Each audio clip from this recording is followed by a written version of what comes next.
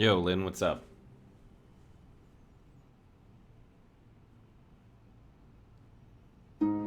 Hey, Chaos, how you doing? We're gonna get going here in just a minute.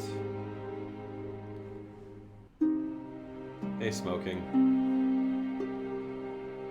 My god, my cat just showed up on my desk, like, right as I started the stream, and he cannot get enough pets.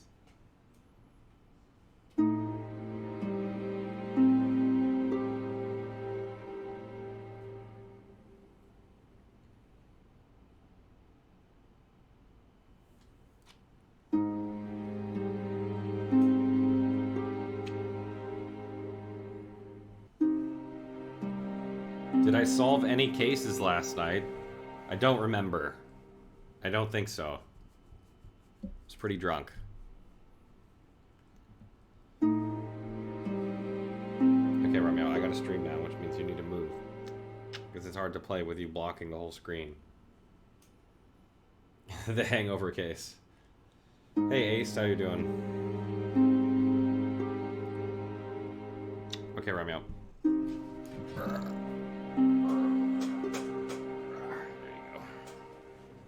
Alright, let's get this thing rolling.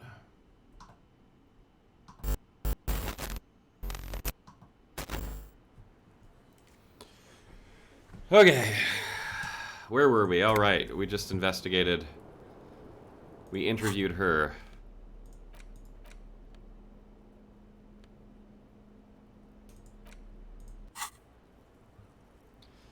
The worn map features the patchwork grid of the streets of Martinez with directions to appropriately touristy locations. Year 48 resides on the upper right corner.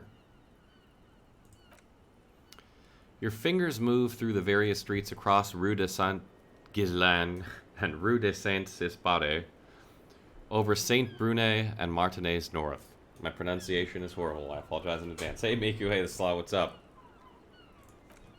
Finally coming to a halt on the spot where you are currently standing, although the map gives no such indication itself.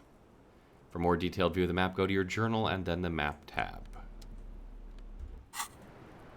Okay. Journal. Map. Okay. That's not helpful. Alright, we need to buy the boombox, right? We have to buy the boombox.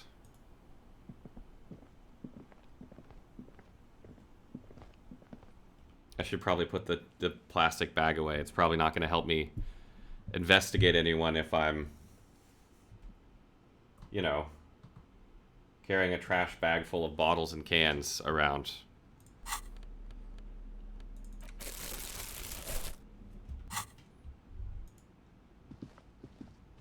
What level am I? That is a great question.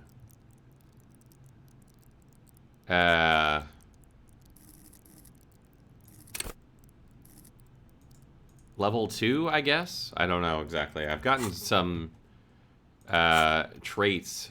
I've spent most of my stuff on traits just because I find it hilarious. But I should be leveling up my stuff so I have better chance of succeeding at skill checks, because failing them has ended in the tragedy of me having these traits in the first place. But, yeah.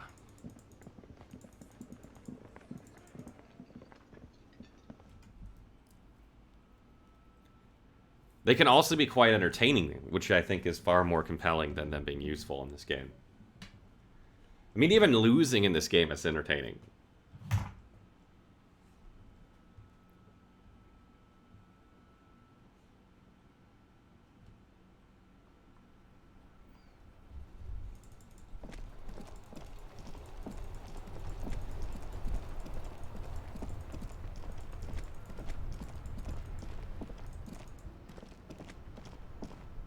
Yeah, I'm clicking to walk.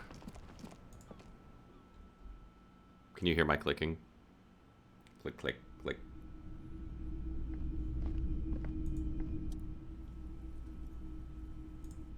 All but yours.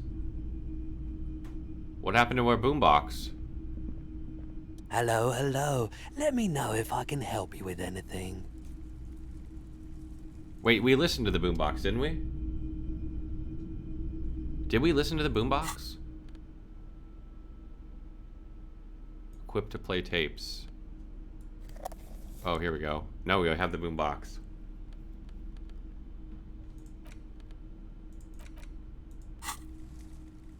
So we played it.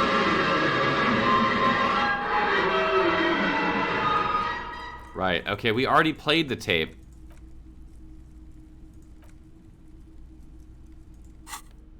We already played the tape. I don't even remember doing that. That's how fucking drunk I was yesterday.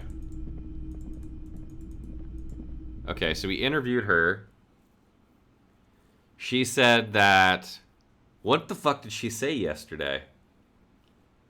She said that... Oh, they told her to lie, right? They basically pressured her to lie.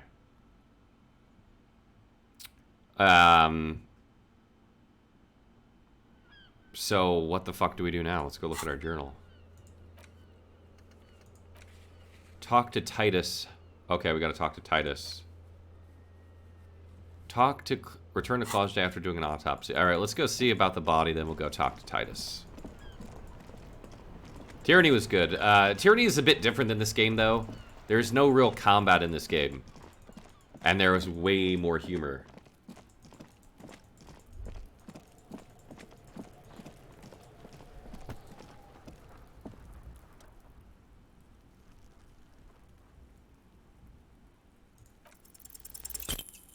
We failed with an 83%? We fucking failed with an 83%. This is XCOM. Ha ha ha, again. The corpse laughs at you, pus dripping from its mouth. You will never be able to hold it in. It's always too much.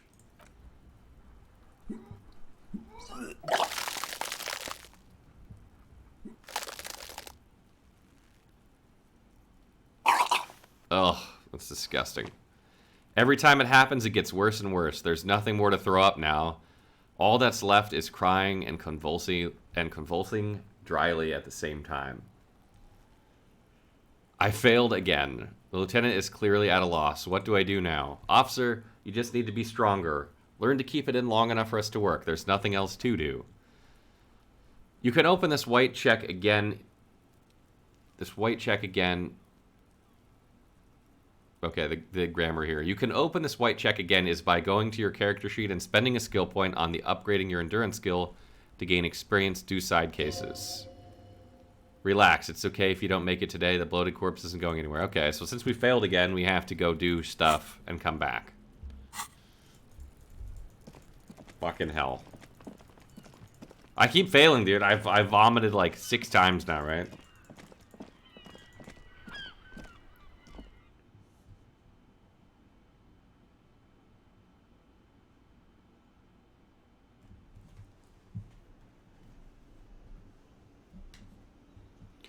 Alright, it's time to talk to Titus. Titus! The clowns are still hanging around. What is it now? So I talked to Clasha about the tape. And nothing. She stands by what she said. That fucking fucker, he stares at his beer for 2 seconds intently, then turns to you. You're the worst cop in Revocol. I gave you gold on that tape. That fucker wasn't aimed at you. It was at her. Gold? It was just locker room talk. It's not evidence. It was dark stuff, but it didn't prove anything, and it didn't change your mind. Yeah, it was bad. Honestly, I expected it to have more effect. She pretty much laughed it off, Titus. What do you guys think we should say?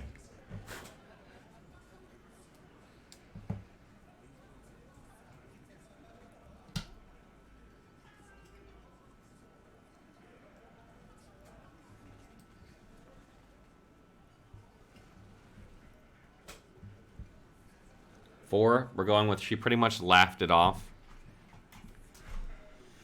Okay, here we go. Fucking fuckedly fucker. He shakes his head in disbelief. And what did she say then? That it's fine? People are supposed to be like that?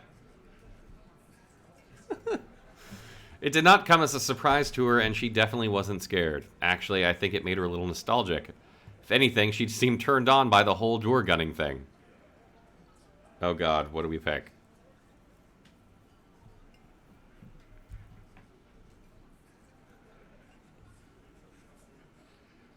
Are we going with 3? I kind of want to click 3. I'm clicking 3. Yes. In fact, the lieutenant looks at you and then him. I think she thought it was a little funny. Funny, Titus mumbles, his lips barely moving. No good, no good goddamn psycho whore. Alright, he slams his giant fist on the door frame. All fucking righty then. I guess it's good then. That fucking... Please try to control yourself in the presence of visitors, Titus. Her voice is a bit softer than earlier. Titus rubs his chin with his palm as if trying to grind it smooth. This is just perfect. Just fucking perfect. Any thoughts on this, lawmen? You don't have to say everything out loud, just mix and match. Maybe she isn't who you thought she was. Maybe she is still in denial, you know, like a defense mechanism. Be straight with me, Titus. What really happened? This is Disco Elysium. It's basically a game where you begin the game after a 3-day blackout bender. You wake up in your hotel room, completely hungover, and you're a police officer. At least that's what people tell you. You don't remember investigating a murder. So here you are. Can't remember what you've done for the past 3 days, and you're investigating a murder. And it's just hilarious because you're constantly, like, your rhetoric and your logic and your empathy are making suggestions to you. And sometimes they're really bad suggestions. For instance, your alcohol addiction sometimes makes suggestions to you, like licking rum off a table. And you can do it or not, and it's just really funny. Okay, we'll go with 2. Yeah, maybe. That is a possibility. He does not sound very convinced anymore. Maybe she isn't who you thought she was. It comes out on the 15th. Nah, I know her. If you're interested, just stay tuned and watch for a little bit. You'll get an idea. He looks upstairs distracted. She's just a girl in over her head. You don't know. She's a model. She won a pageant. Okay, that's quite the response. She's not some helpless girl. She handled the mercenary well enough. She's a hardcore party girl with a bigger death wish than mine. Huh, I guess you do know her then. Yeah, we really, really constantly get sidetracked. Exactly.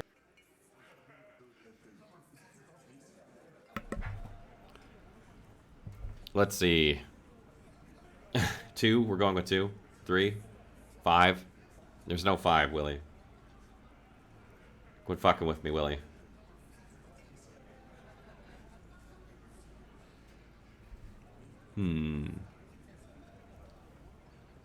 I think I'm going with 2. Handled him, he balks. She got into some stupid shit with that guy. Shit we had to take care of. Hey, Kamoki, what's going on? Yes, we heard all about it, and the fact still stands. You were more disturbed by the tape than her. Be straight with me, Titus. What really happened? I already told you. He puts his giant face in his hands and sighs. We fucking hanged him. There's less gusto in his voice now. His men too are growing increasingly silent. Come on, Titus. It's been a long day. I'm tired of running back and forth between you. I can see you're tired too. Why don't you just... You know what? He gets closer. I am tired. I'm tired of you and the whore upstairs. Next time you see her, tell her Titus said, fuck off. He throws his beer can down. That lying, scamming, we're done. This is over, you understand? Your little investigation is over.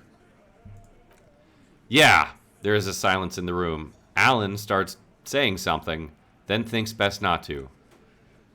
What is this quiet funeral shit? What we need is some beers in us. He looks around. Bartender, 20 beers for the Dock Workers Union. It's my kind of guy.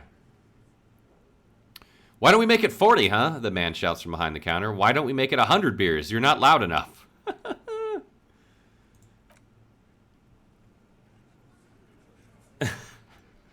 100 beers. Now we're talking. Glenn livens up.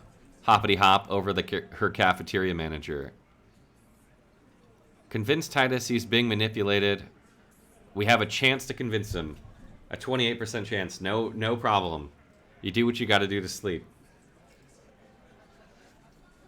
20. God, our odds on everything are so bad. They're so low.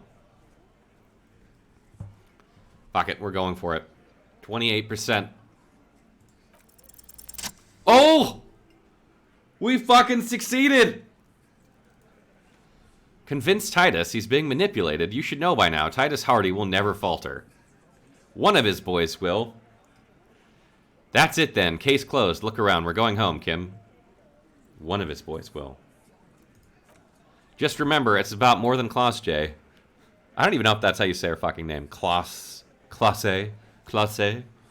It's about the men and the Martinez, their district, and their responsibility. Huh? The lieutenant raises his brow. He'll get it. Go on. Write it down, Kim. In Martinez, they just killed you because they don't like you. Got it. He takes out his notebook. Kill you because they don't like you. All of because of some chick, because you're a foreigner, because you work for the wrong people, because they like killing. Because of some chick, obviously.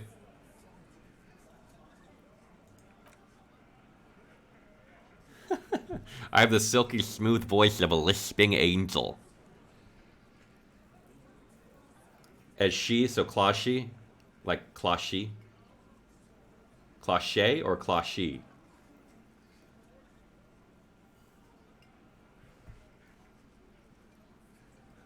Hang on, I gotta learn the pronunciation. Clasja. Clasha.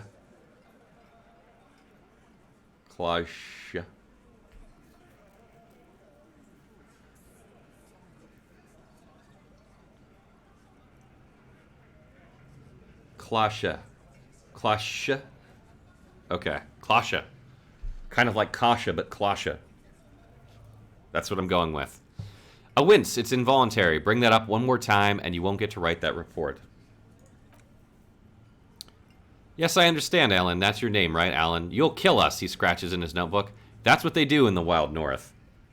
They just hang you like in the Dark Ages, make a display of your corpse.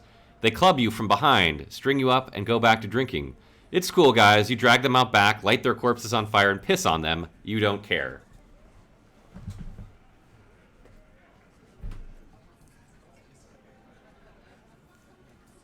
Let's go with that one. We didn't light him on fire, you hear the fat man wheeze. He's trying to get up. No one pissed on him either. That's it. That's the weak one. You flushed him out. Now go in for the...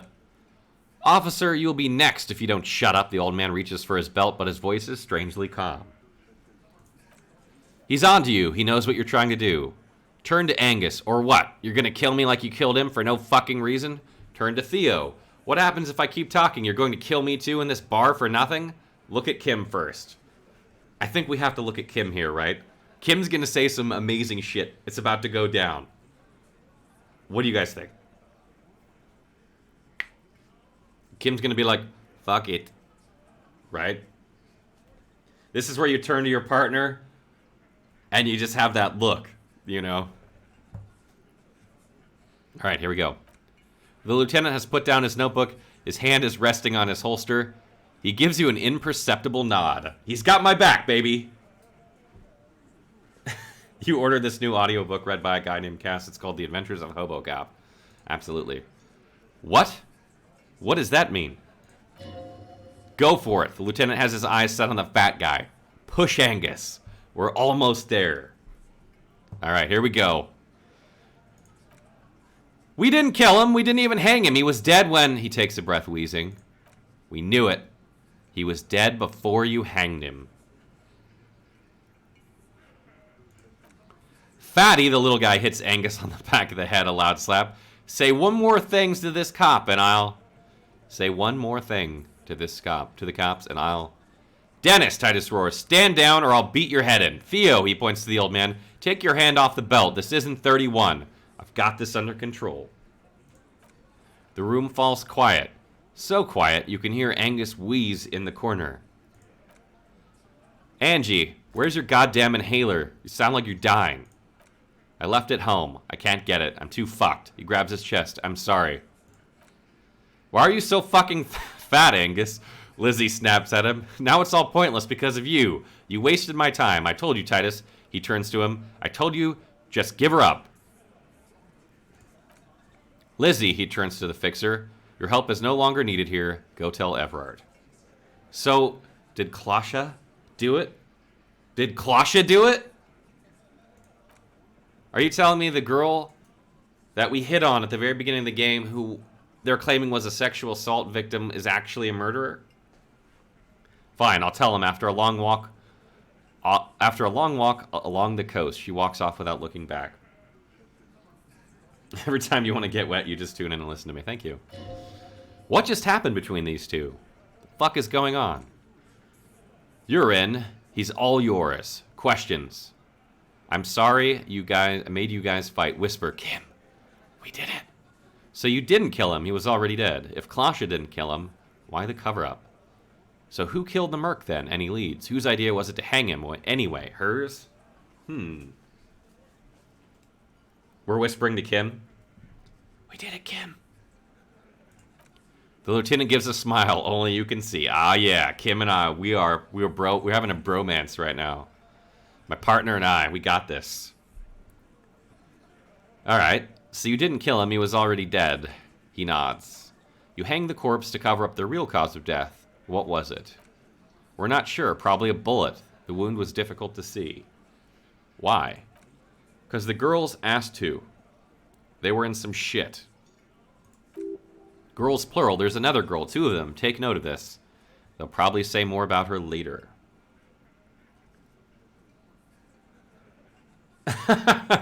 All right, Kim. Okay, well, that makes sense. Did she kill him? Cop, I have no idea. The girl says she didn't. He doesn't think she did, or at least he hopes she didn't. What happened Sunday night? Clasha came down. He points to the stairs. She seemed really out of it. Drugged up. Even more than usual. Bug-eyed and gurning, you know. Gurning, there's a word I don't know. Not in a fun way. It's like she redosed after something went down.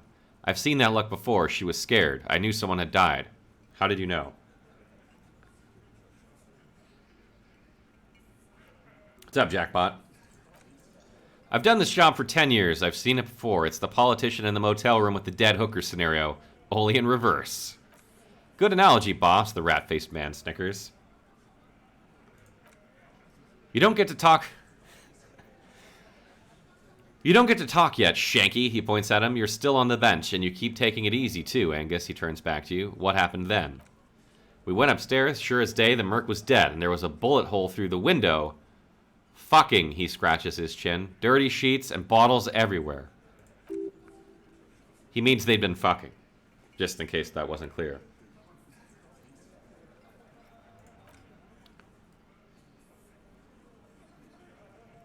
Tibbs patched the window and the corpse we hanged. Who's Tibbs? The 8th Hardy? Nah, he's my brother. He's in the window replacement business. Tibbs, that's short for Tiberius? Yeah, he nods. Good man. Ugh, nailed it. Look at the look on the portrait right here. This is interesting. Bet their father's name Atticus Hardy, named Atticus Hardy, Lucretia Hardy would be their sister anyway. Okay, let's see. Why cover it up? What do you guys think? Sorry I made you guys fight. Whose idea was it to hang him? So who killed the merc? Let's go with why cover it up. 6? We're going 6? Okay. Not yet, just some idea. She says the shot came from outside, behind the window somewhere, so that's a clue. What are you thinking? I'm thinking someone's past caught up with them, either hers or his. Hers, you mean? She's got one of those checkered pasts. The shots could have missed, could have been meant for her. I like that, the young guy nods. Been thinking the same thing myself. And you had ideas about his past, too. I do. One of those mercenary buddies of his could have done it. They got guns, training, years of bad blood, probably. Or it could have been someone outside from Krenel, he pauses to think. Tell you what I do. Check out the coast for vantage points. Maybe consult with a ballistics buddy of mine. That's what I'd do if I wasn't too busy doing this clown dance with you. He's calm now. Threw all that turmoil away and became himself again. If Clasha didn't kill him, why cover it up? You may have noticed our girl's in some shit of her own. I didn't notice anything. What kind of shit are we talking about? Yeah, he became a good character, right? They can't show up on police radar, kind. There are people after her from the old world where she came from. These people, who are they? They're powerful. He looks out the window, connected to the Mora lintern. She's clearly afraid for her life. Says if she showed up in your systems, she'd be ghosted away. And why would you help someone like that? By taking on a murder?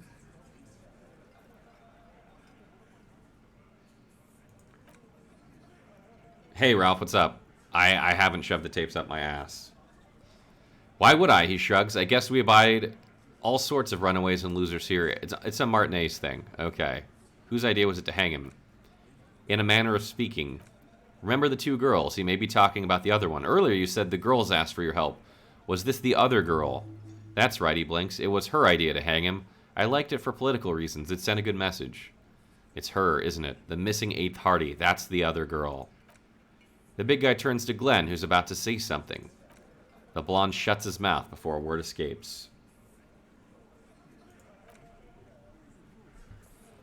I'll say it again, Titus turns to you. All the Hardy Boys are right here, cop. The woman is just affiliated with the Hardy Boys. You don't know her anyway. You know it's okay for there to be a Hardy girl, Titus. Understood. Can you tell me anything about her? Name, current location. You're going to stonewall me if I ask more about her, aren't you? Let's ask about her current location. Nope, he says. You're not getting to her. It's Clasha if you want to talk to. Okay. Thank you, Titus. You do that. He grabs his beer and swirls it in his hand, then thinks of something. Hey, cop, before you go. She looks up. He looks up. Clasha came to Martinez to hide. Many of us did. This is where you wash up when there's nowhere left to go. The Union takes you in now. She refused that protection, but you would still prefer if we didn't take her away. That's right. If we didn't take care of the people who ended up here, this place would just be a couple of ruins and some cargo containers.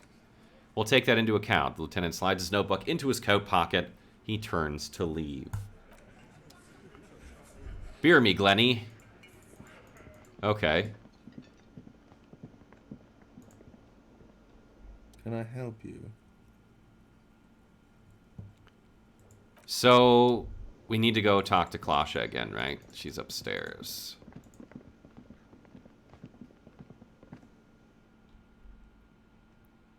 So shit just got interesting. It went from very obviously being a group of men that we couldn't do anything about to maybe not being the group of men, and now we have a real mystery on our hands, but we can't seem to investigate the corpse because we vomit every time we do.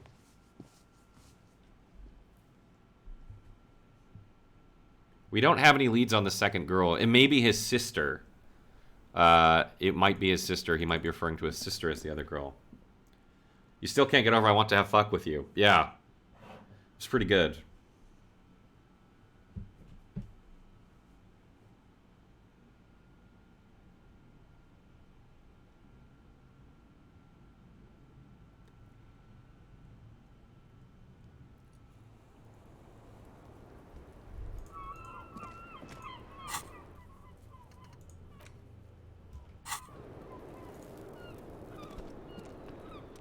It's always good to see you. She cracks a weary smile, leaning back against the railing. Something in her demeanor has changed. She's tired, consigned to her fate, to being here with you and what's to come. The Hardy Boys told us what really happened.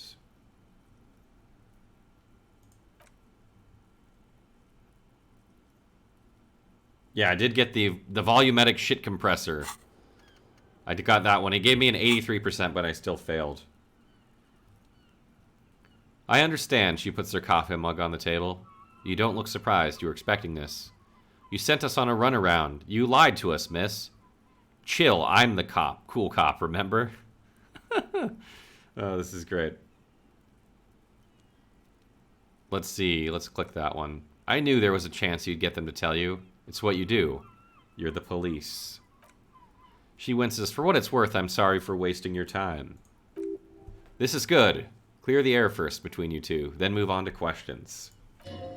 Is it? Something is off here. Uh-oh, Volition. When Volition gets involved, it's never good. Shh.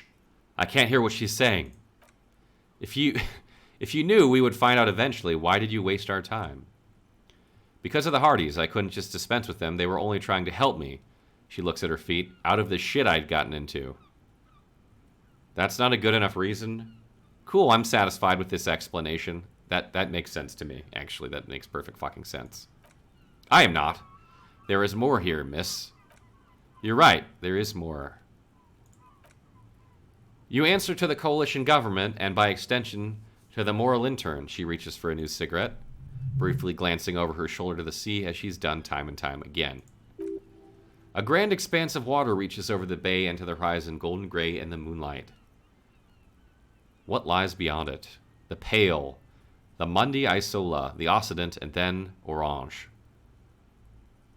The old world. Is that why you're looking over your shoulder? You're afraid of the moral intern. Moral intern. Yeah, yesterday our colon wanted us to become fascists. What's the RCM's involvement with the moral intern got to do with it? The RCM isn't the lapdog of the moral intern. You don't have to worry. Let's just ask the question. She nods. You share a database with them. You send people to their courts. She lights the cigarette. What's going on? What did you do? Just business, but bad business for some people in the moral intern. If I show up in your records, officer, they will find me. They will. What happens if they do? They will kill me, sir. If you file my name, take me in for questioning, enter me into the moral intern mill. There's a wince and a pained little smile. Well, then I'm fucked. For nothing. This murder didn't have anything to do with me.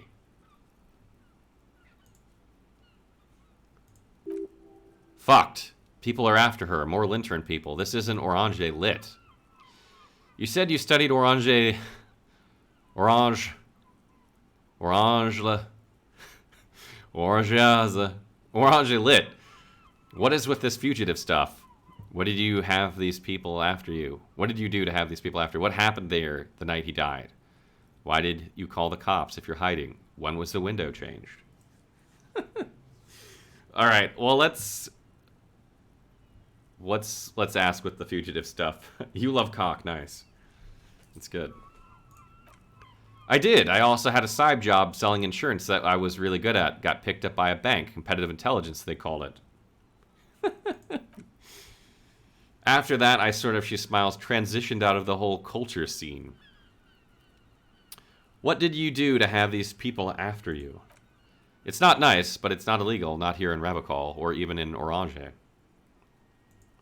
What exactly did you do? Industrial espionage. I joined a business collective with the intention of betraying them. I did my job well enough to be asked to do it again. With a bigger company, the kind you really don't fuck with. I took their ledgers, 2 decades worth of accounting. He taps on his notebook. I need the names of the companies involved and who hired you. The job was Loose Doin County Savings Bank. They sound small, but they're part of the Loose Cap conglomerate. That was the second job. The first was some printer company. You wouldn't know them. But she really destroyed them. She still feels it. As to who hired me for the job, I don't know, but they're after me too, along with Loose Cap and their friends in the MI. She breathes out heavily. Once you're done in the competitive intelligence circuit, you don't have allies. You're radioactive. Fuck. She does not sound like she thought this through. Smound. I'm sure there are people who have done much worse than that. Serves them right. When I am king, this savings bank will be first against the wall. You're right, this is bad. You've destroyed what people have built. That's a lot of shit you've gotten yourself into. I think we're going with a number 4. What do you guys think? That's a lot of shit. A lot of shit. I'm going to get a drink. You guys decide.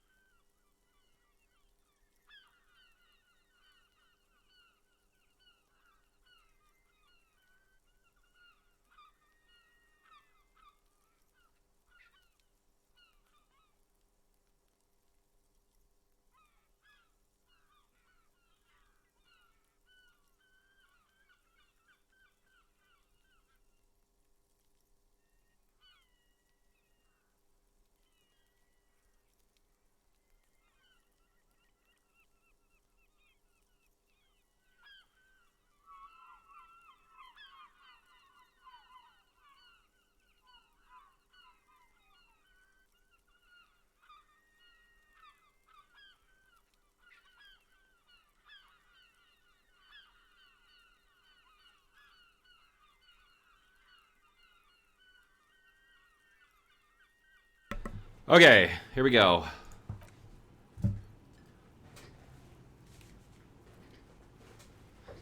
It is. Many people lost their job, not just C-suite ordinary people that I did get it. What I did get to accounting. She shakes her head at the thought. She's not very happy with herself, clearly. Ah, yeah. That's the stuff. A lot of people got hurt, she concludes. But that's just more of my shit you shouldn't have to deal with. You're solving a murder. That can wait. Look into her eyes. There's more. What did you do? She looks down, then into your eyes. One of them killed themselves because of me. That's bad. How do you live with yourself? That's shake your head. Not easy to deal with. Nod. Let's go back to what happened here, okay? Okay, we're going to be empathetic. How do you deal with anything? It's all just, she looks at you with pleading eyes. How do you do it? I'm a cop. What I do is right. By not remembering a single goddamn thing. I don't either. Well, it's obviously 2, right? It's 2. By not remembering a single goddamn thing.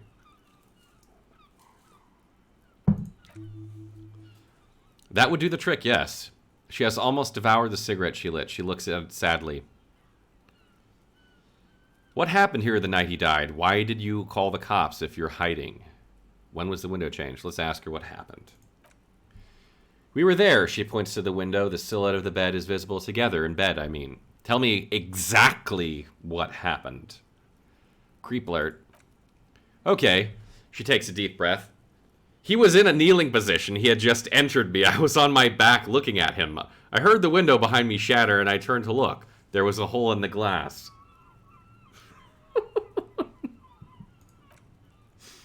Oh, God. I turned back to him. She breathes out. A moment's silence. His eyes were looking through me, and his mouth was open. Dumb. I could see. His chest rises and falls with each word. She keeps herself together and says it. I knew he was dead before he fell down on top of me. Then what happened? He was heavy. I pushed him off, and he fell to the floor there. She points through the window. He only had his boots on. I bit the pillow not to scream, then ran downstairs. There's a long pause. She just stands there, her arms at her sides, and then she continues, I waited for the second shot to come for me. I thought there would be one. It never came. I'm sorry this happened to you. Are you sure you're not making this up? Shake your head. That's a motherfucker. Just nod. We're going to need more details. Oh, no. Oh, fucking hell. It's 3 or 4, right? 3 or 4. 3? Alright. Yeah, it was a real motherfucker. Ouch. She looks down. Her cigarette has singed her finger. She throws it away and immediately proceeds to light another one. What time was this? When did it happen? It would help us if you could be as precise as possible. How much would that suck if you had someone murdered while you were having sex with them? Like, you didn't have them murdered. They were murdered while you were having sex with them. That would suck. Especially if you were in the kneeling position. 11:30 to 12:15. I don't know the exact time. Around midnight. That's okay. He makes a note. Were you inebriated? Not as much as usual. He'd done a line plus other things. I was drinking. Wait, Titus said she was gurning her jaw off much more than usual. Titus said you looked pretty high. Oh yeah, she tilts her head. I did one of his lines just to clear my head. Did you hear or see the shooter in the course of this? No. What did you do then? I feel like we're in a real detective story now. Nothing, I was trapped. I was stuck in my room, downstairs. I got some clothes on and crawled back up, drew the blinds. Blood was coming from his mouth, not a lot, just a little. He was still on the floor, slouched. I couldn't be there with him anymore, so I ran down and out of my room, into the hallway, down the stairs. I knew there would be people there. Run, woman! Run past them and out into the street where it's dark and people move. To the lorries at the intersection as far as you can. Why didn't you run away from here, as a matter of fact? Why are you here now? Yeah, why are you still here? I already ran. I ran from the entire Isola. I can't run any further. Not with these people. This is as far as it gets. What happened after you ran downstairs? When it happened, did you hear a gunshot? Did you kill Lely? Could the people after you have killed him? Why did you call the cops if you're hiding? When was the window changed? Holy shit, the options. Let's just go with what happened after you ran downstairs. Sylvie was tending the bar. She looks down. A lot of people were there. The Hardys were at the table in the front of the stage. I think the union box was full. Ruby was there too. They were having such a good time, she pauses. I sat down and they all welcomed me. I didn't have time to say anything. Ruby knew something was wrong. Ruby! Before we continue, who is Ruby? Ruby, you know, the leader. The leader of what? The Hardy Boys. She says it as if it's self-evident. I thought Hardy was the leader of the Hardy Boys. Now we're getting somewhere. Well, nominally, yes. Ruby's the one they go to when things happen, like things they need taken care of. She's the organizer. Okay, let's go on. What then? Well, Ruby said, let's talk upstairs. I showed her the room. I've known these people since December. They know my situation. That I can't leave a paper trail. Ruby was the first one I told. She said she'd take care of this. It's what she does, you know, take care of things. I helped her get the body to the bathroom. We used a belt to pull him up under the shower to keep him upright. To produce lividity matching a hanging. Ruby's the fixer. Better call Ruby. Yes. It's a shame we never got around to doing a thorough autopsy, he shakes his head. And when was the tampering? And when was the tampering? 20 minutes after death? About 20, yes, Ruby explained. It would make the blood, you know, what it does. She looks at the ground, then raises her light brown eyes to meet yours. Then what did you do? Ruby went outside to talk to Titus and the boys. I was just looking at Lily in the bathroom. I had to put his clothes back on. His armor, too. It was tough, but I've seen him take it off and put it on many times. It took Ruby maybe half an hour to come back with Titus. I'd gotten him ready by then. They carried him out. I knew what they were going to do, make it look like a hanging. Ruby said they would. What did you do while they were hanging him? Ruby said to wait here. She also said I wouldn't see her for a while, that we should lay low or something, so I did. This Ruby, where is this Ruby now? I don't know. I haven't seen her since. We will need to take this question to the Hardy Boys. Interesting. Why did this Ruby come through so much trouble? Go through so much trouble? To hide something someone else did. Look into this later. Yeah. When it happened, did you hear a gunshot? When he was shot, she thinks? I may have. I don't know. I couldn't hear anything over the glass exploding. Could the people after you have killed him? That's the first thing that went through my head, and when I heard the glass break. And I thought they'd found me. They killed him to punish me. All last week I tried not to talk to anyone or be seen with anyone, so they wouldn't be hurt. She looks at her cigarette, so they wouldn't be hurt. Excuse me. I've come to understand, however, this is paranoia. What happened didn't have anything to do with me. But maybe it did. It probably didn't. Either way, something to consider.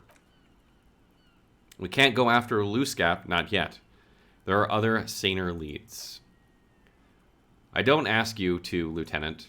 If there's one thing I know, it's that you'll get nothing from there. Okay? When was the window changed? Last week, Angus and Titus's brother, I think he's called Tibbs, took care of it. She takes a drag. You should have a look at the window, reconstruct the scene. It's right here, so near. In her bedroom inside? Yes. You see the glass sparkling out of the corner of your eye. Okay. She nods silently. She doesn't even smoke, just picks up the cold coffee and holds it in her hands. Lieutenant glances at you, then at the door. He's thinking, are we done here? Or maybe you should take her to the station for safekeeping. She lied to you, and she's a flight risk. No, that won't be necessary. Just leave her alone. She's been through enough. She doesn't need this police brutality. Multi-face. I'm beginning to doubt your judgment. Are you sure you're not sleeping on the post? You have to wake this one up with force if you want to continue pushing her. In God's name, wake up. Uh-oh, we have a drama check. I don't even know what this means. My volition, I think, wants to do police brutality. My fucking volition is always getting me into shit situations. I don't know if there's a bring her with us scenario, but we can try and have police brutality. What do you think? Police brutality? Alright, police brutality it is. But we are awake, sire. She has been forthcoming with sordid details women usually conceal, most shocking details of the sexual kind. We are bulwark unbreached. Get a hold of yourself just once, will you? Try and look past the sexually lack morals and do some police work. Hey, Autumn, what's up? So you say, but give us one example of deceit, just one example. Just a proposition. Could the lurid explicitness conceal something less sensational, but more illegal? I got nothing. You're right, Wise Cancel. It is silly of me to imply she lied. Let's go with this one. Who is this personhood picking these seditious options? Can't you see the detective grows weary of your malcontent? Stop staring at her eyes and say something pertinent to the case. This is making you look like an amateur. It looks like this one's not waking up. You'll have to do it without pushing her further, at least for now. Okay.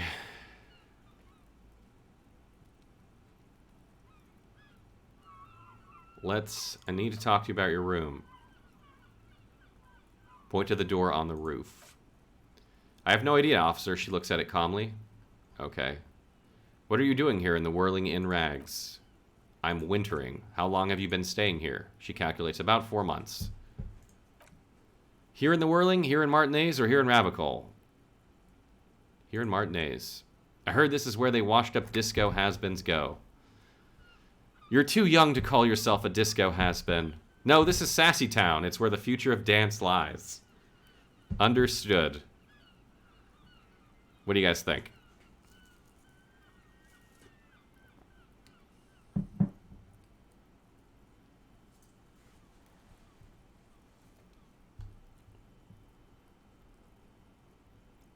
Three? All right.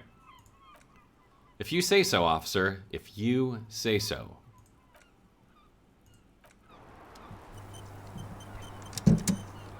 She wasn't buying our Sassy Town. Bar door, the same small heavy door, no lock in sight. 3% chance.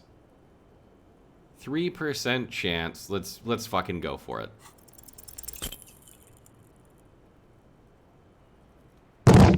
Ow!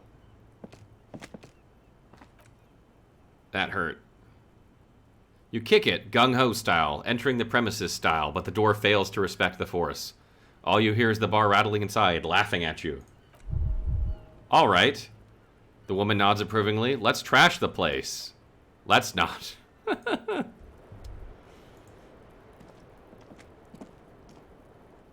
Yeah, that sounded like it hurt. My health went down a notch.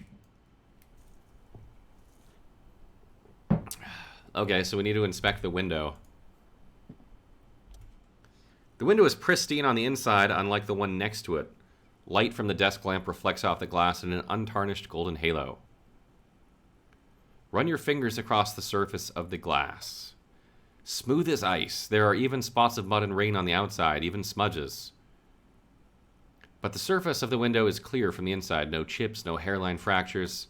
Following your lead, the lieutenant leans in closer to inspect the surface. This window was recently replaced. Looks like it, yes. He adjusts his glasses. Visual calculus. What happened here? 72% chance. Here we go. Boom. Success. The golden light melts away into the blue, glassy darkness of your mind. In it are two neon-lit shapes, a man and a woman on the single bed. A two-hearted spider. What position are they in? We're conceptualizing them having sex. Like the witness said, the man is kneeling and the woman is on her back. It's the night of March 4th and a shot has just been fired. The man looks directly at the woman. The shot's possible directions converge in his mouth. A ray cast from somewhere outside entering his brain. Where does it come from?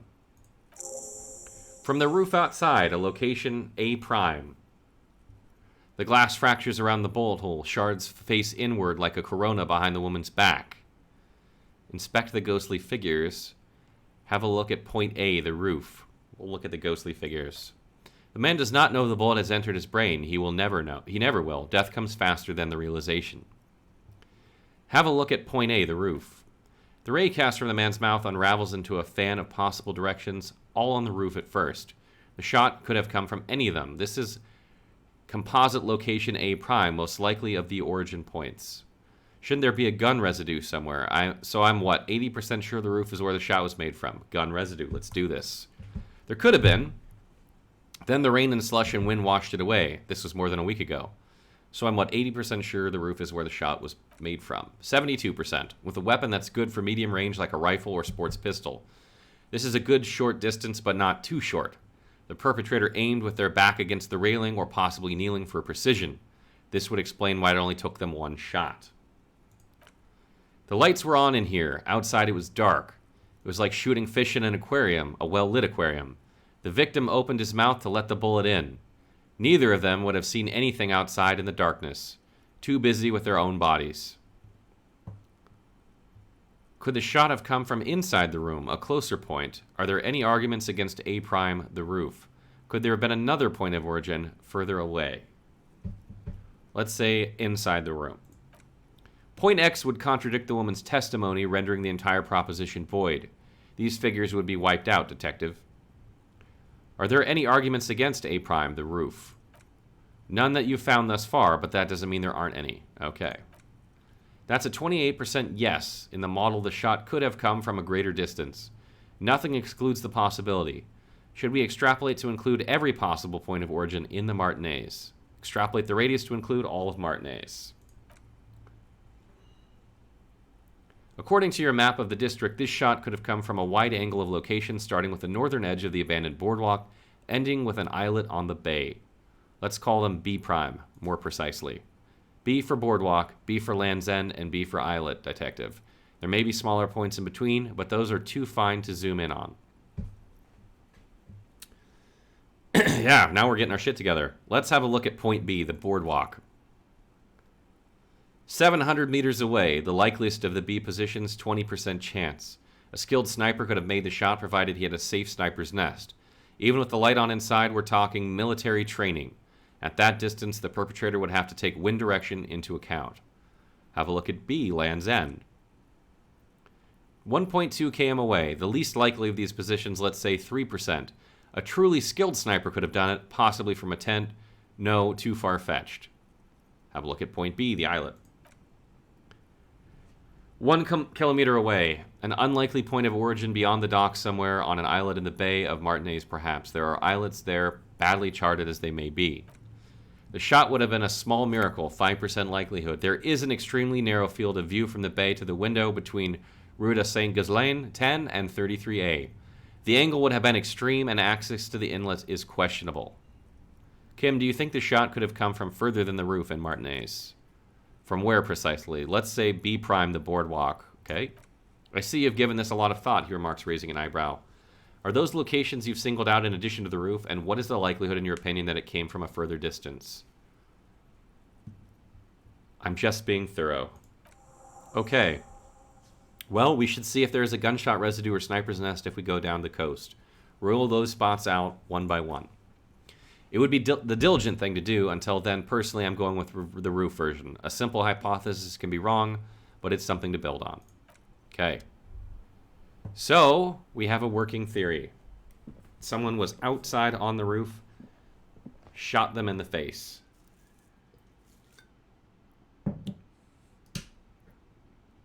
How would the dude escape? Would he jump off the window? Roof? Make Titus give up Ruby's location. Where are you, Titus? This is odd that we hit on her in the very minutes of the game and now she's become this focal character.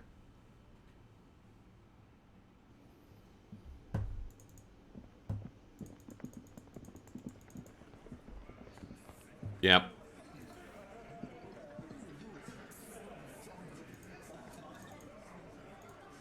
Why can I not talk to you, Titus? There we go. It's you again. What is it? Okay, I talked to Clasha. Now I need to talk to Ruby. Why? He leans back and regards you with curiosity. Because she's your real leader.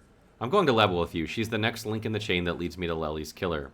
I've seen her in the laudanum-induced delirium. The paranormal instinct whispers her name into my ear. Look, I need to pin this on someone, and I've decided to pin it on her. I suspect she killed the victim, that's why. She is a suspect in another case I'm investigating, a drug smuggling. I feel like saying I'm gonna pin it on her is a bad fucking idea. Maybe just saying she's the next in the link of the chain? Yeah, let's go with Sue. Sounds like you're making her a suspect in this. Not on my watch, you're not. Ruby's one of us. We're not gonna throw her under the moral intern steamroller. Fuck that shit.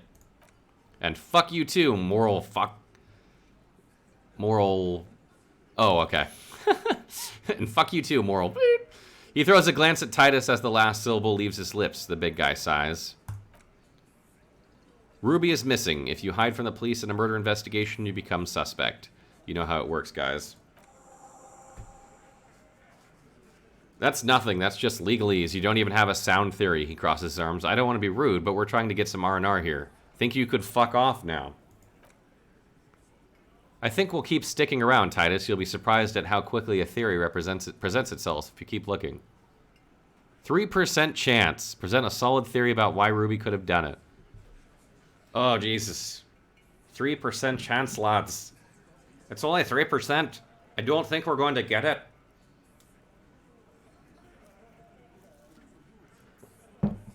Should we do it? Should we try it? 3%.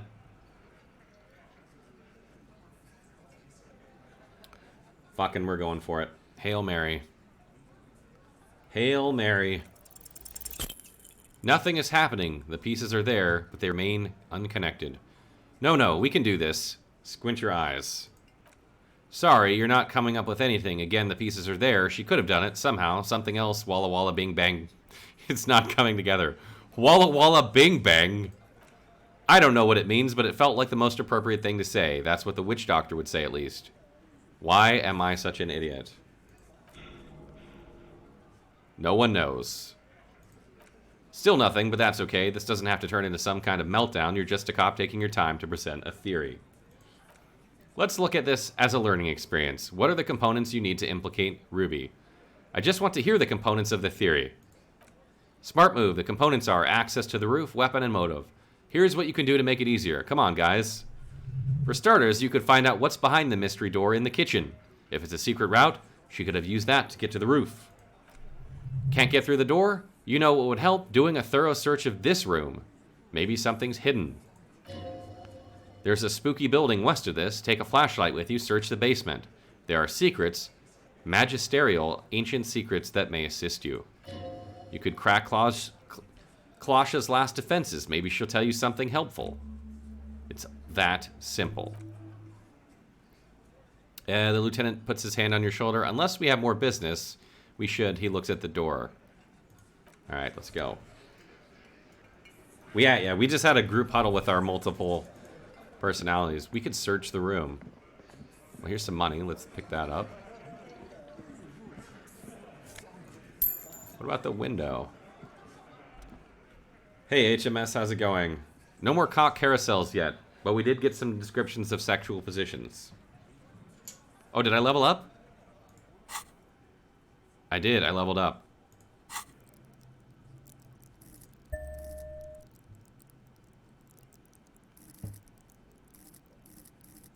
I feel like my endurance is shit. I need better endurance.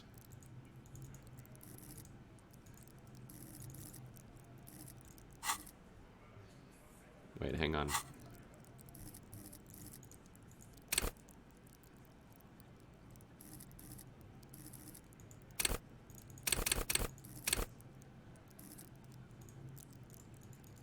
What did I just do?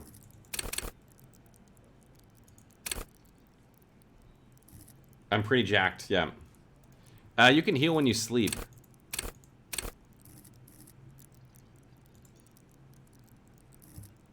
I think I spent my skill point. Okay. Hey, what's up, Peppo? Behind the dock workers, a ceiling height window. The hawthorn branches scrape the glass like bony fingers. Squint. There's a little slide panel up there to let some air in. No need to open it in spring. It's still too cool outside. Look out the window. We can try it. 17% chance. Highly likely we will fail. Failure. Nothing, just black tangles like the hair of an old woman, motionless. The wind in the yard does reach the hawthorn, nor does light come from... Okay. That failed. Fucking hell.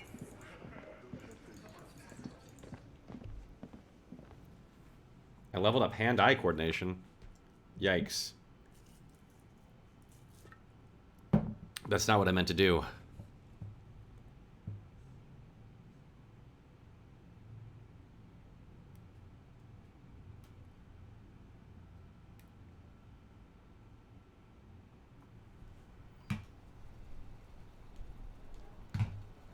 Let's go see if we can inspect the body again now that we leveled up.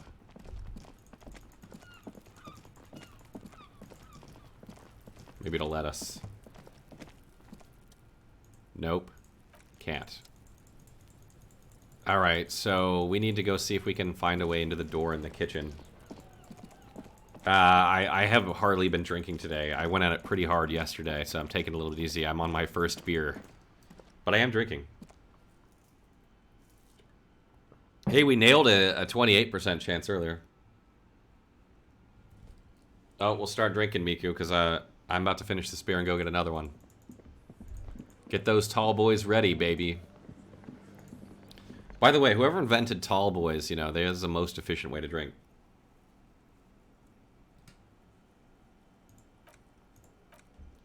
I need a key to that fucking door. Drinking will make... I already lost my memory. My character's already... has amnesia. Okay, so let's see. Can't find a way in the door.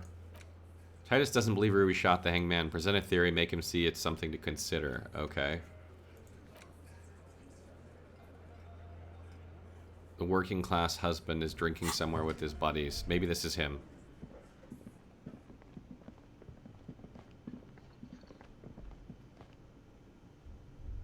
Okay, there's no real other interaction there.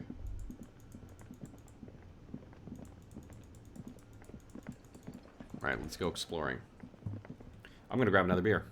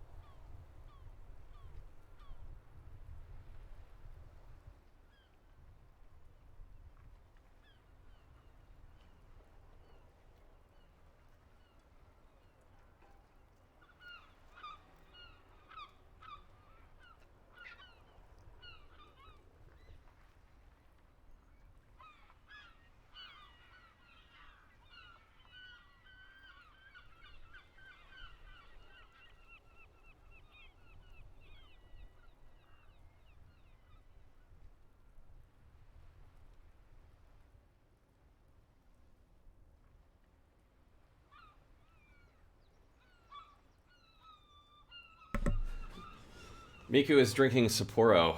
Big fan. Okay, let me open this beer and then we'll get going. Yeah, I'm trying to do an organic playthrough here, so like I don't want to save scum because I think the fucking hilarious situations are stemming from the fact that I'm failing all these checks.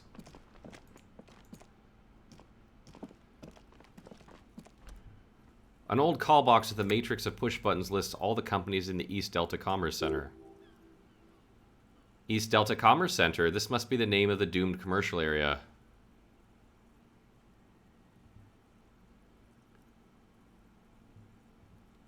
Whirlin' Rags.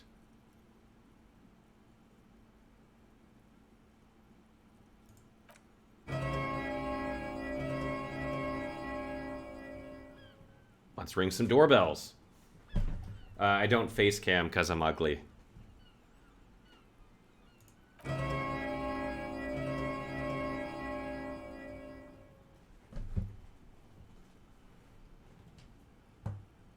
Okay, well, let's fucking...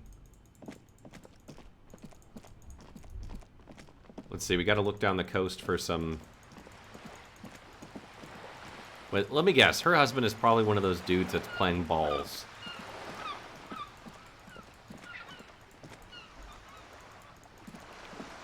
Is this the drunk dude? Oh wait, maybe not.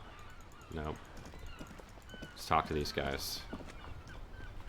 We're still waiting for a replacement for the bull you sent sinking. Renee, I found your guard booth. Yes. The Débardeurs Union pays me to stand vigil during the nights. He looks down. Not out of any political allegiance, mind you. I'm an old man. Don't sleep more than a few hours every night anyway, and money is tight, he adds with a slight sigh. He feels like he has to justify himself for some reason. You must have seen something on the night of the murder. Your booth looks right into the yard. I saw a picture in there. You were in it. You looked happy. Who's the girl? Let's ask about the murder. Yes, it does, he nods. Unfortunately, I wasn't working that night. Been on a 2-week leave since last Monday. Hold on, why were you on leave? It's a private matter, he says with dignity. Nothing to do with your investigation. You see, officer, Renee is the kind of man who'd rather die than admit he needs medical assistance or, God forbid, seek it. A real man's man. He's going to ride it out. I'm fine, goddammit. Mind your own business. The outburst makes him clutch his chest. It's nothing. Just got to cut back on coffee. So who's working your shift that night? No one. The booth has been unmanned since last Monday. He looks suddenly very old and tired. There's no other guard. It's just me. No one has been guarding the container yard since last Monday. Yes, he nods before hesitantly continuing. It's not actually an issue. I mean... Look, officer, as his partner jumps in, the container yard doesn't actually need a guardsman. Never had one before Renee. Mr. Clare had the booth built specifically for him. It's mostly decorative. Mostly decorative. The possibility of someone being in there is enough to discourage any ill-minded individuals, he tries to argue. Everett created this job for Renee because he knows the Royal Cavalier's pension of honor and PTSD isn't something a man can live off. A decorated Kingsman-collected tare reflects bad on the whole neighborhood, in other words. Avarante gets it. Big guys, looking out for the small, and everyone working together. I love it. Such dependency only weakens a man further. Do or die. There is no middle ground. Renee is but one man. We need a program. Get all the elderly back in the job market. Keep folks motivated. Renee should rent out his services, invest the profit, get few more guys, expand, and repeat. Wage work is a dead end. There's absolutely nothing wrong with tare collecting. It's my side thing, too. Proudly hold out the tare bag. Oh my god. We can actually beg in this conversation because of Hobo Cop. Hey, Fex.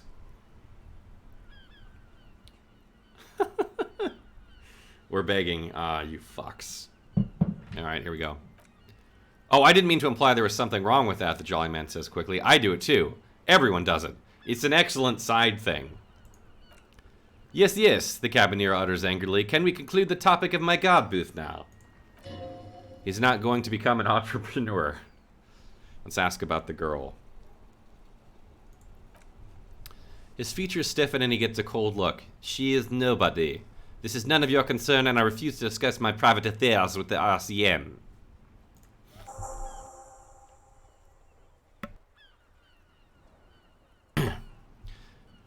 The lady is Jean-Marie Beaulieu.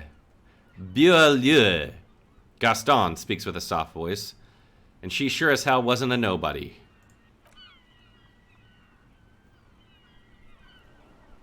Talk normally or people can't fap? Oof, that's rough.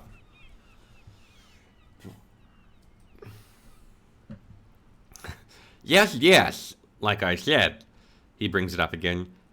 I would be up anyway, so I might as well keep an eye out. It keeps my senses sharp.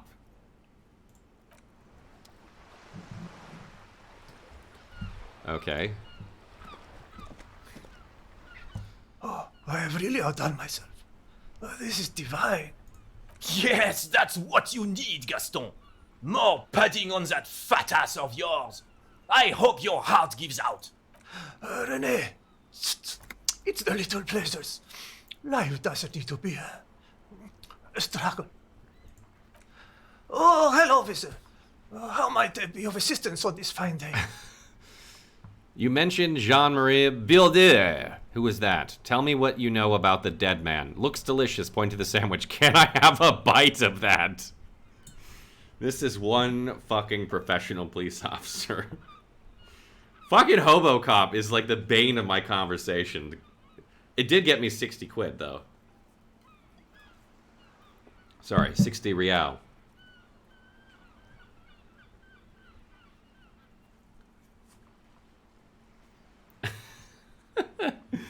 All right. I'm sorry, officer, but they really don't share food, he says quickly and adds, nothing personal, it's just principle. The only one you have. Please, man, can I just have a bite? Don't be a dick, Gaston. There's plenty for everyone. Okay, I'm not that hungry anyway.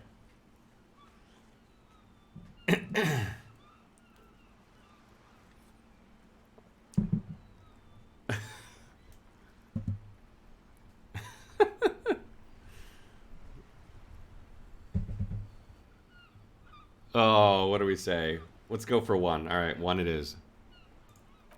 Believe me, officer, I wish I could help you, but I need this sandwich to keep my blood sugar stable. He's squirming, avoiding your gaze. In my age, you need to pay attention to these things. Please, friend, just share it. You're not hearing me, man. I need the sandwich. We are going down this rabbit hole head first, and there is no slowing down.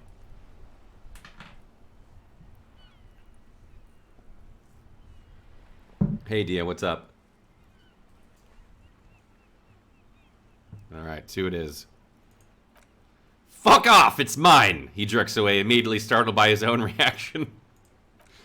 Sorry, officer, I'm sorry. I didn't mean it in a bad way, he continues cautiously. But the sandwich is mine. I'm not going to share it.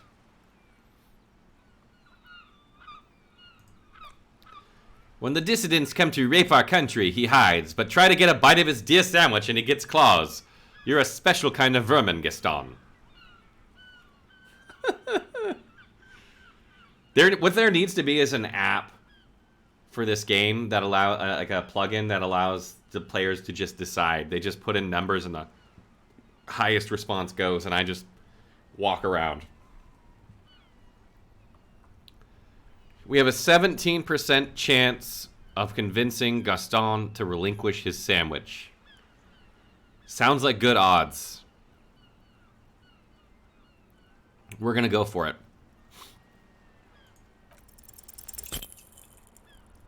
A man so principled about his sandwich calls for principled approach. Time to get political. What is political? I'm already tripping knee-deep in politics, baby. I'm not so sure about this. You really do. Now unleash the fury. The city's going to shit. Sooner or later, some foreign anarchist is going to steal your sandwich. That's a fact. Your blood sandwich is a tool of the oppressors designed to keep the proletariat docile. The options seem awfully fascist or communist. What if I don't want to save them?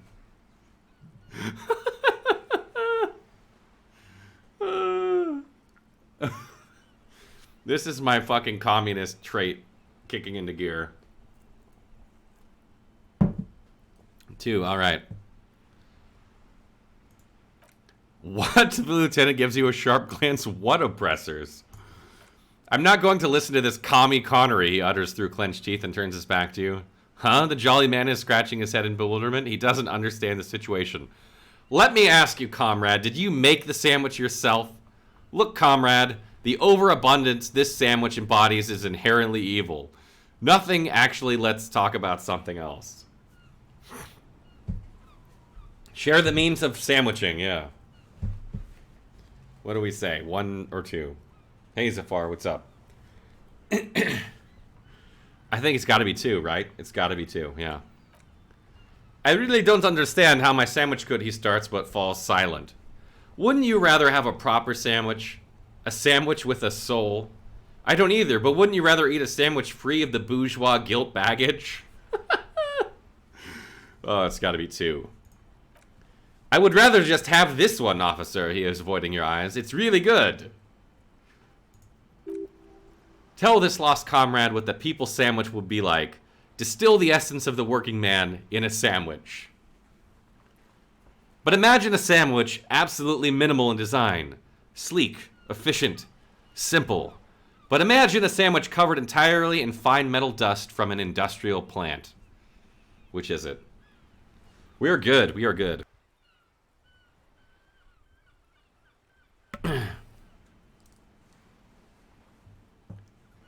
Two, one, one. Any other votes? One, one, one. Here we go. The skepticism emanating from the Mary Senior could be sensed all the way to the Seminoan Isles. He's not imagining it. Envision bread as black as the soil it came from. Melting butter yellow like the sun shining on the backs of workers on the fields. Salt is essential. There can't be too much because it isn't proletariat, the salt of society. Now turn it upside down. Black bread like a symbol on top to salute the coal mines our heroes worked. Holy shit, we're getting really deep on a fucking sandwich that we begged to ask. I can't even imagine what... I mean, I had to be a hobo cop communist for this scenario to take place.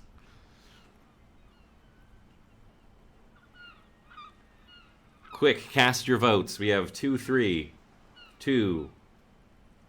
2, 2. Alright, we're going 2. I don't eat worker food, he blurts out, immediately regretting it. Look, officer, I like different classic food, fine dining, not workers' backs. Please just drop it. Fuck, we failed. All of that, and we didn't get his fucking sandwich. What do you know about the dead man? Let me think. He looks at the clouds wistfully. I heard someone was hanging, and I left on a tree for a week, but that's all I know. Come on, you must have heard something. Really, you know absolutely nothing. Shame, maybe you can help me with something else.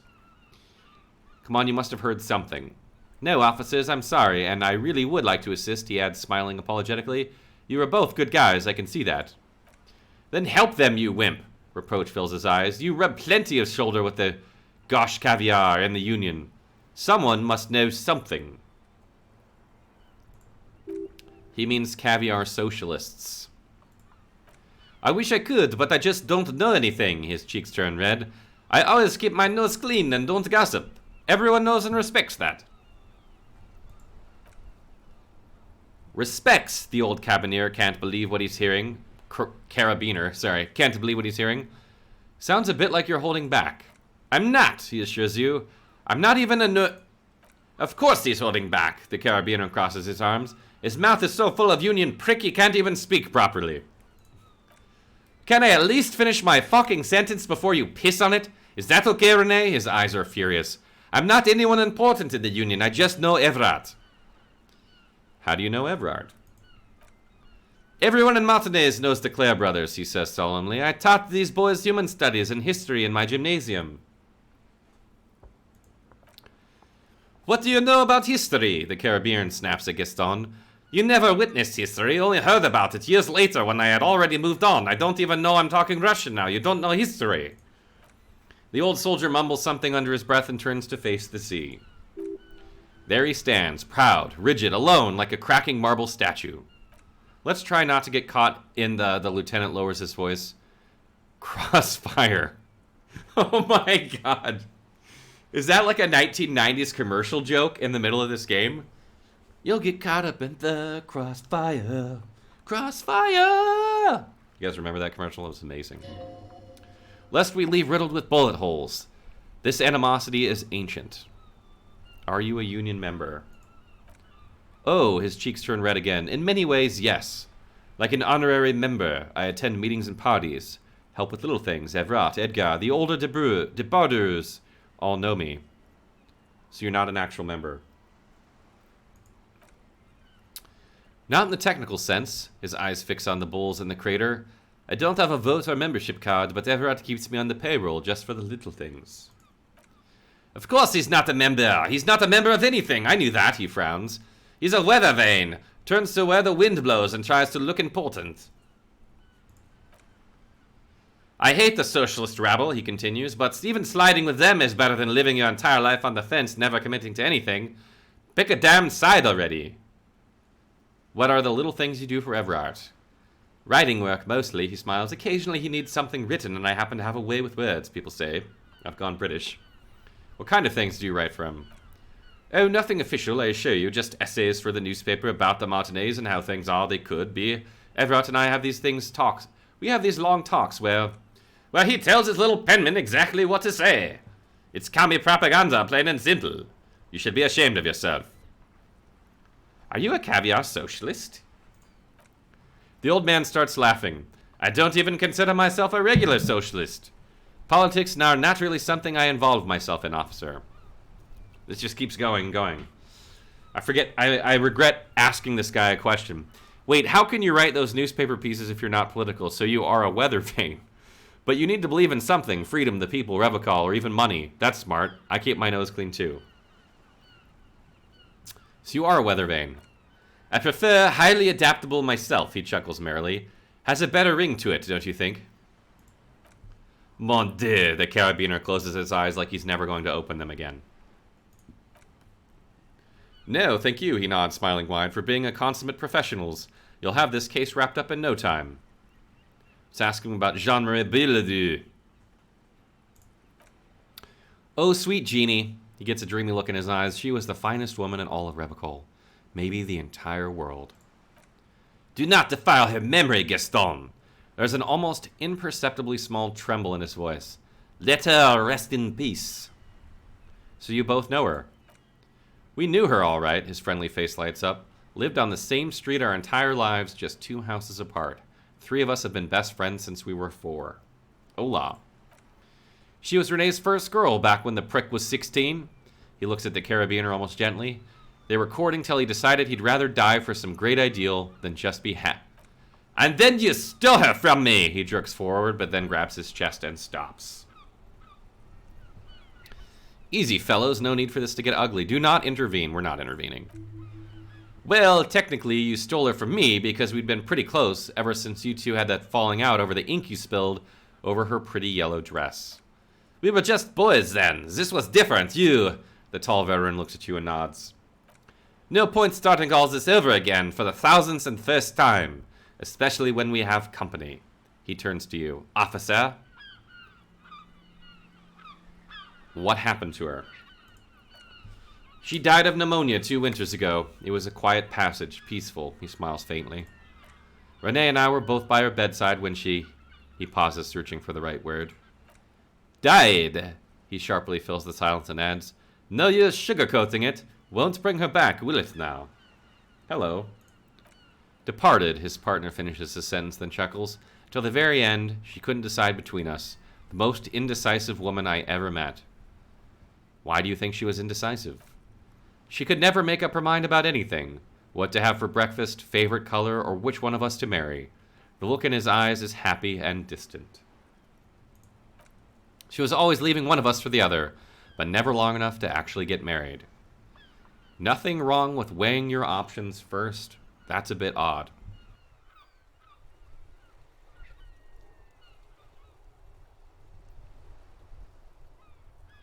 What do you guys think?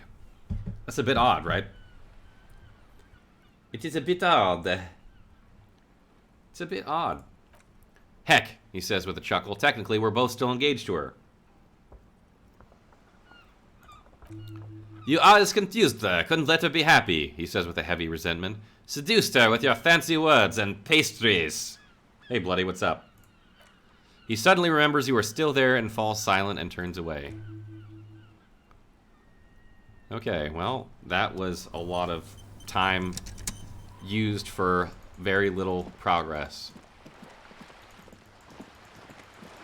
Things are just fine. Sounds like another opportunity to bring up the cock carousel. Indeed. We may find more uses for the cock carousel than we let on. Let's see if we can see anything through these.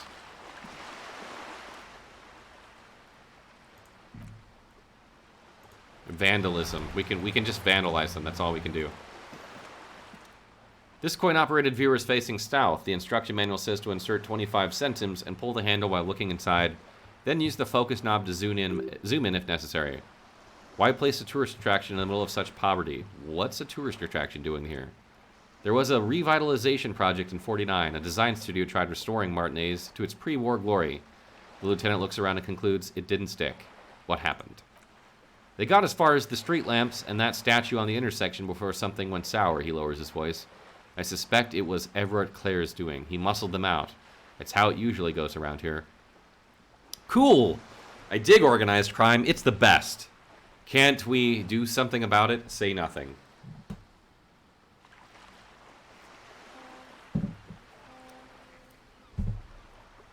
What do you guys think? Cool, I dig organized crime. That's odd. I could swear you were a police officer. That's true. Your money disappears into the coin slot. A clunk, the ring of metal. Pull the handle and look inside. The curtains on the display open. You lean in to catch the view. It's blurry, different blues and greens. In the middle of the shimmer stands a drab gray shape, like a ghost. Turn the knob to focus your vision. The lenses shift. The ghost sharpens into an islet on the bay. The ruins of a man-made structure is visible, a half-sunken sea fort, its concrete almost reconquered by nature. It looks as if it was abandoned quite some time ago. Nothing but a rotten tooth remains of the anti-aircraft tower. A lonely birch tree grows out of it. Its leaves ripped from it by the winter wind. Hang in there, little one. There are ruins of some kind of building there. Could the shot have come from there, then entered the window upstairs in the whirling rags? Can you tell from this distance? I don't think it's possible. It's not. The details are blurry. There's water vapor in the way and the waves cut into the islet. Hang in there, little one. The little brave birch tree seems to wave back in the wind. Really, I don't have the eyesight to make it out. The lieutenant takes off his glasses and cleans them. Okay, we have another lead for the assassin.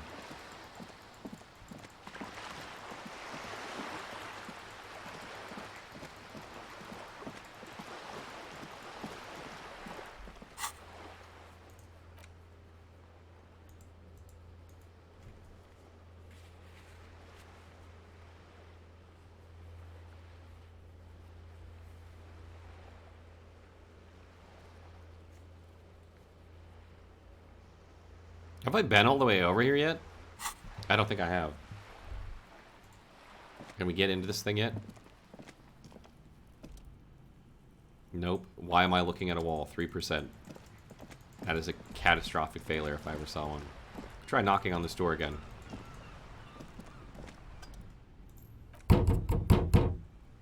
The door rattles again, but this time you hear an elderly woman's voice calling from inside. Stop banging on the door. I'm not letting any more strangers inside. You like the accent that time? I was pretty good there, wasn't I? Hold on, who am I speaking to? It don't matter who I am. Now, go on, get out of here. The police? Everyone knows the police don't come round here. No, I already told you. I won't be responsible for any more strangers getting into the building. Go check the backyard door. Maybe someone there will. She trails off, leaving the sentence unfinished. Backyard door. Let's go through the back door of the old lady's place.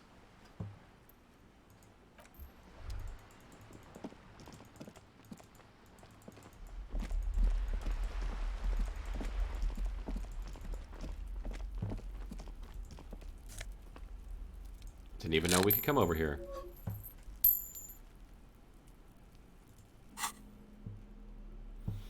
Healing items.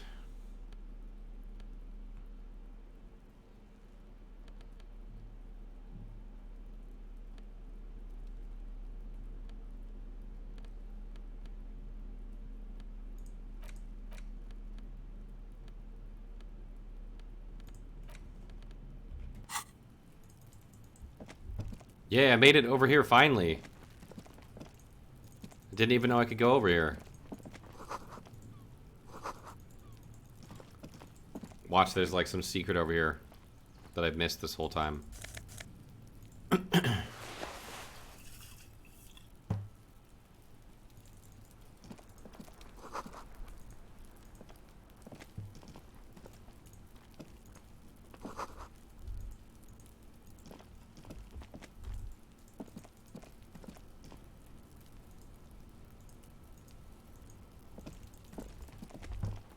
Aha, there's a door there.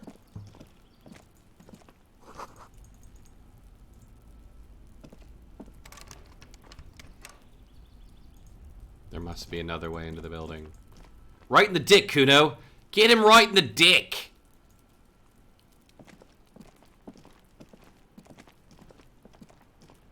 Are you trying to sneak up on me? Come to slit my throat in my sleep? Logic error. She's not sleeping right now. What? What? Pigs come to take me out. Trying to snuff me out? Why would you even say that? Are you sleeping right now? I'm sorry for sneaking up on you. What? Why are you sleeping? What the fuck? Then why are you sneaking up on me like that? It's not a good idea to scare me. Pig. Not a good idea at all.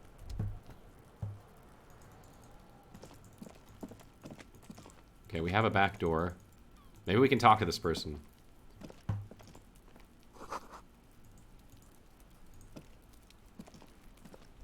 Smoker on the balcony. You see a young man on a balcony nursing a cigarette. His eyes have been following you for a while. Not looking for any trouble, officer. He says in a quiet voice, despite the cold. His shirt hangs unbuttoned on his frame. Why are you whispering? It sounds like you're already in trouble. No trouble for me. I just want to know what's going on here. Too late, young man. Trouble's found you. I'll come back later. There's no trouble. I'm just speaking in a lowered voice. He says some words I don't know. I don't want to be seen talking to the gendarmerie, if that's okay. I just want to finish my cigarette. Don't let him go. This could be your witness. The balcony has a great view of the whole thing. Is it really that important? He asks you, adjusting his shirt. Like a nervous cat, he keeps stealing looks at the neighboring windows. All right, but make it quick. Once I finish this cigarette, I have to run. Can you tell me anything about the hanging? Virgil from Chapo Trap House, by the way. Okay. I'd even go so as far to say that the view is a little too good, my dear gendarme. Do you have an estimate of when the body will be taken away? We will remove the body as soon as possible. Now tell us where you were last Sunday. Oh, he waves lazily with his cigarette. You already asked me that, didn't you? Wait, is someone else investigating the lynching? Did I? No, not you. He gestures idly. Some more muscular type. The lieutenant takes out his little blue notebook and writes something down. And when did you speak to this more muscular gentleman? Last week. I don't know. Look. He looks around the courtyard again. Old patio chairs and dead houseplants litter the scene. You didn't answer the question. Where were you last Sunday? He sighs. I had a friend over. What kind of friend? It was my Sunday friend. What's your friend's real name? Did he see something? He doesn't reply, gesturing no with his cigarette. In the neighboring windows, you can see faint reflections of his silhouette, all from different angles. Can you tell me your name? My name is Martin Martinez. That's definitely not his real name. You're not actually called Martin Martinez, are you? No, of course not. Could you please lower your voice? He scans the courtyard. It's silent, like the bottom of a well. Every sound captured and reflected back. All right, we'll talk later. No, we won't. He takes one last drag of his cigarette before stubbing it out on the balcony. Now, if you'll excuse me, I really need to get going. 72% chance to convince him to stay. Here we go. Failed. Fucking hell. My life in a nutshell. Time to bring out your secret charm, tears and begging. Show him your emotional side. Throw yourself before his very feet like a dog. Hey, what's up? What do you want from me? Do you want me to cry, huh? Please don't go. I'll stop drinking. I'll take the trash out. Just, please don't leave me. Oh, man. Hey, Lord, what's up? Trash, the young man shakes his head in confusion. Please don't go. I'll even stop smoking inside.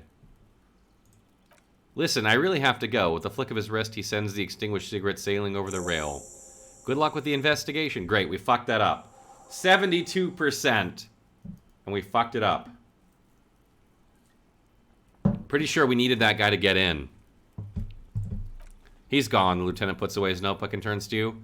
We should run after him, see where he went. No point in running. Tenements like these often have multiple exits. If he doesn't want to talk to us, then he'll know how to hide himself.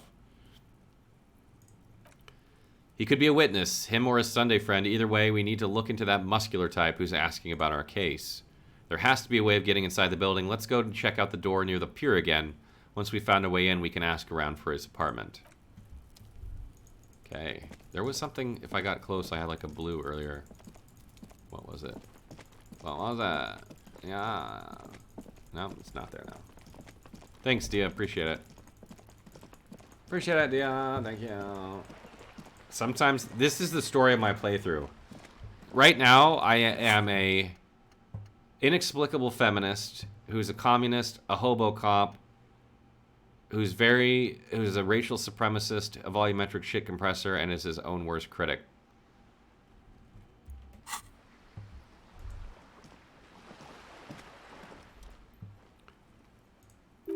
This could be the way into the apartment building the smoking man vanished into. Hey, are you there? I checked the backyard but couldn't get in that way. Good.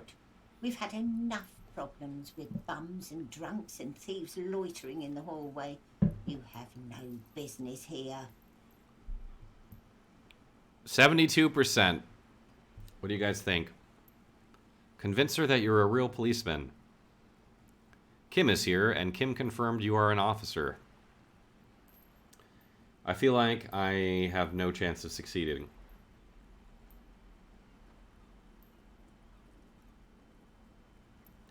Fucking hell, here we go.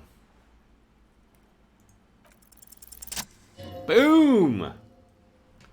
You're well versed in the kind of threatening legalese that implies criminal liability, but in fact has no meaning whatsoever. Am I? Ma'am, your non-compliance is hindering a police matter. I may be forced to refer you for potential prosecution. I know my rights, and don't you ma'am me, boy. The voice snaps back. Miss, would it help if we offer to show you our badges? Ah, it's like that carrot to the stick, sort of. It's like a carrot to the stick, sort of. Hold your horses. You hear the click of the latch before the lady on the other side gets caught in a coughing spasm. I don't care about your stinking badge. Just come in. She manages to say with a wheeze. We fucking did it. And I gotta need to get another beer.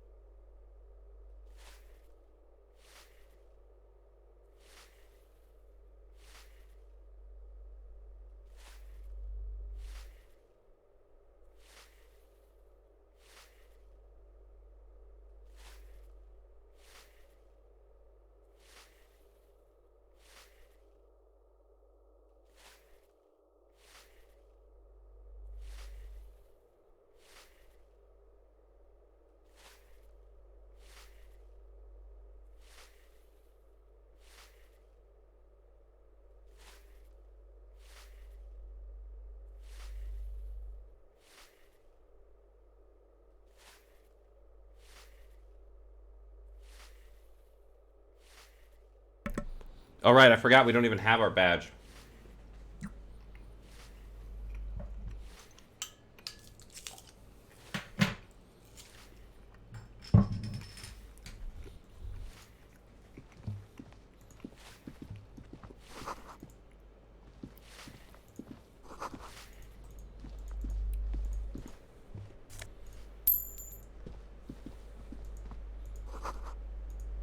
Just looting everything. Whoa, damn, this place is huge.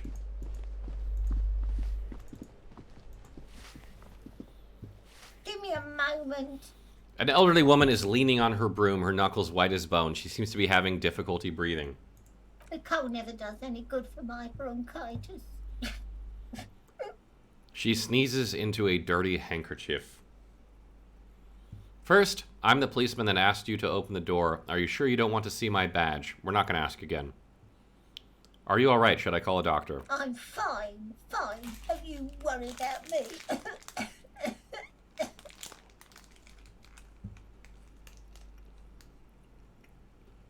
She starts coughing, red spots appearing on her cheeks. You're still worried. It's very worrying. Now, What you want from me, policeman?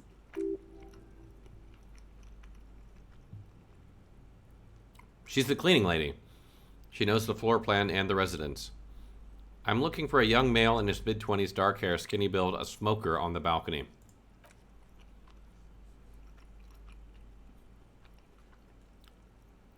Yes, yes, I know who you mean. The scrawny boy who's always smoking like the devil, right? She looks at the other end of the hallway.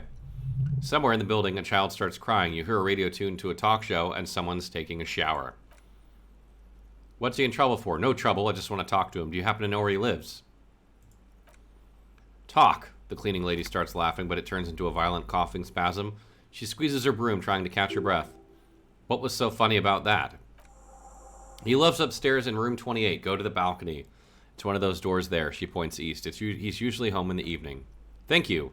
He turns to you. We should go check out his apartment on the balcony, see if he's home. All right. Let's do that.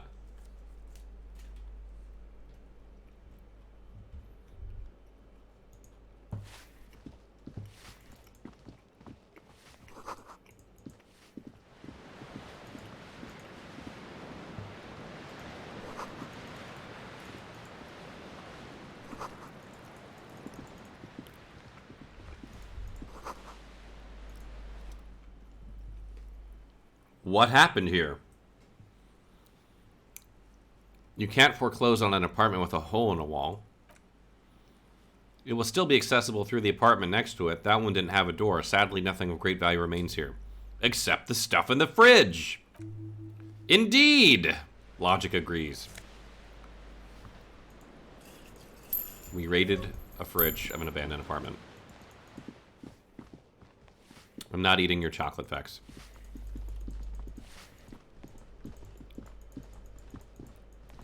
Let's start knocking on doors. You hear someone walking around inside, rearranging the furniture. The number on the panel says 10. Knock.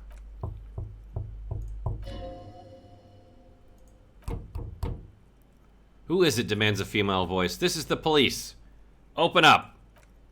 Do I have to open the door? You hear the clacking of heels again as the other side walks right up to the door. Her tone is now getting a defensive edge. Do you have a warrant? I'm not obligated to open the door if you don't have a warrant. Let's go, the lieutenant says. We don't have a reason to get inside that apartment. It's generally easier to do things if you literally have any reason. Thanks, Logic. Alright, well, let's just go to the one we need to go to then.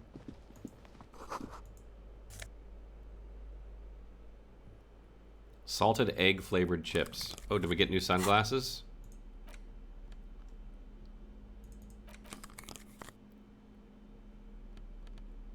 Logic. We got more logic.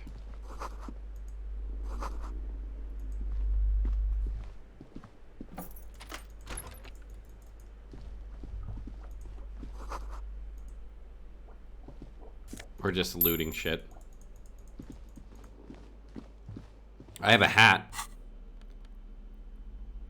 Oh, I have a bum hat. Wow, I do. Oh my god, yes.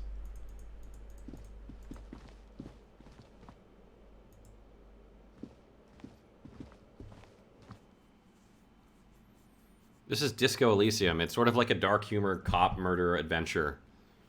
Alcoholic cop murder adventure.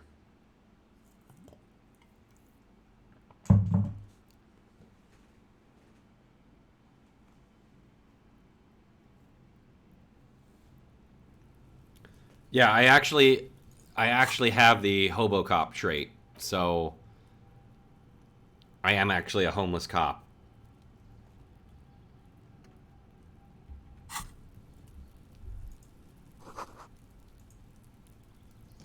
I've heard a lot of people, or a few people stop by and say the game reminds them of Bloodlines.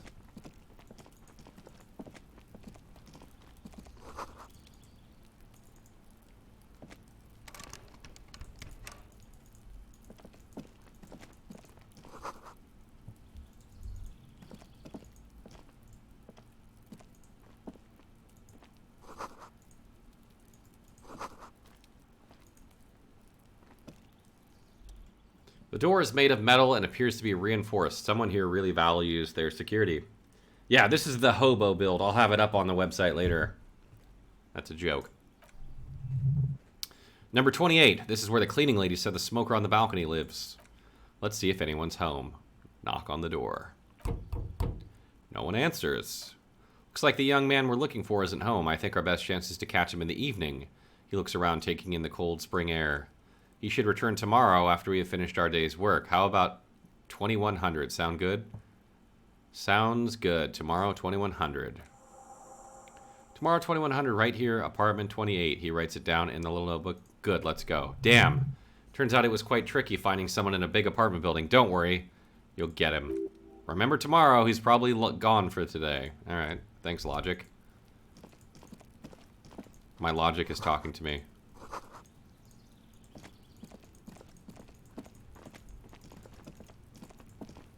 This game is from Estonia. I love Estonia. I'm a huge Estonia fan. Yes, I have gone to sleep. You sleep in your hotel room. I believe it's on Steam. We had the link for it the other day. Maybe Fex can find it for you. But yes, it is on Steam. Should be.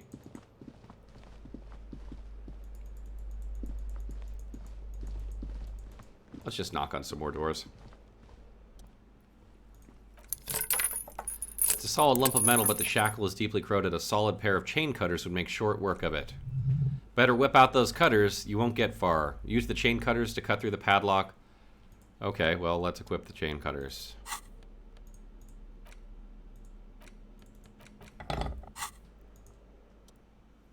$42%. Here we go. I believe the price is $39.99.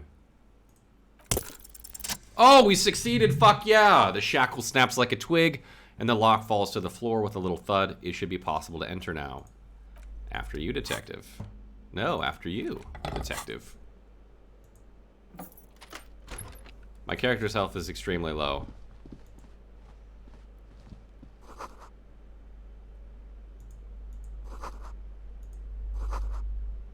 Photos of revolutionaries posing with guns. Revolutionaries love to pose with guns. A flamboyant poster of a white star. Real lithography. Bust of Krasmazov. He is the resident communist in this game. A plaster cast bust depicts a middle-aged man with the impressive sideburns. The name on the plinth reads Krasmazov. Why does this tenant have a bust of Krasmazov in their bedroom? Father Mazov, the hero of the working class. Salute the statue. That's the communist trait in us right there. I don't know if there are different editions. So do we do ask a question or do we do the communist reply? Vote now or forever hold your peace.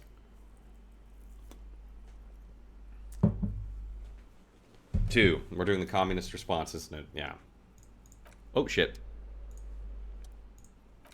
Whoever lives here definitely shares your enthusiasm. He leans closer to inspect the photos of revolutionaries on the wall. There aren't many communists around, not after the revolution. Some youth still keep the ideology going, it seems. Why does someone have a bust? The white star, the photos on the wall. I think we have broken into the apartment of a young communard.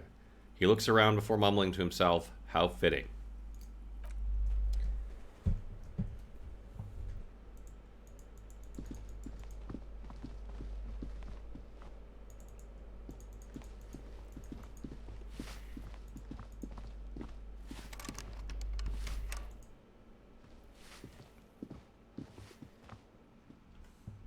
Yeah, communard.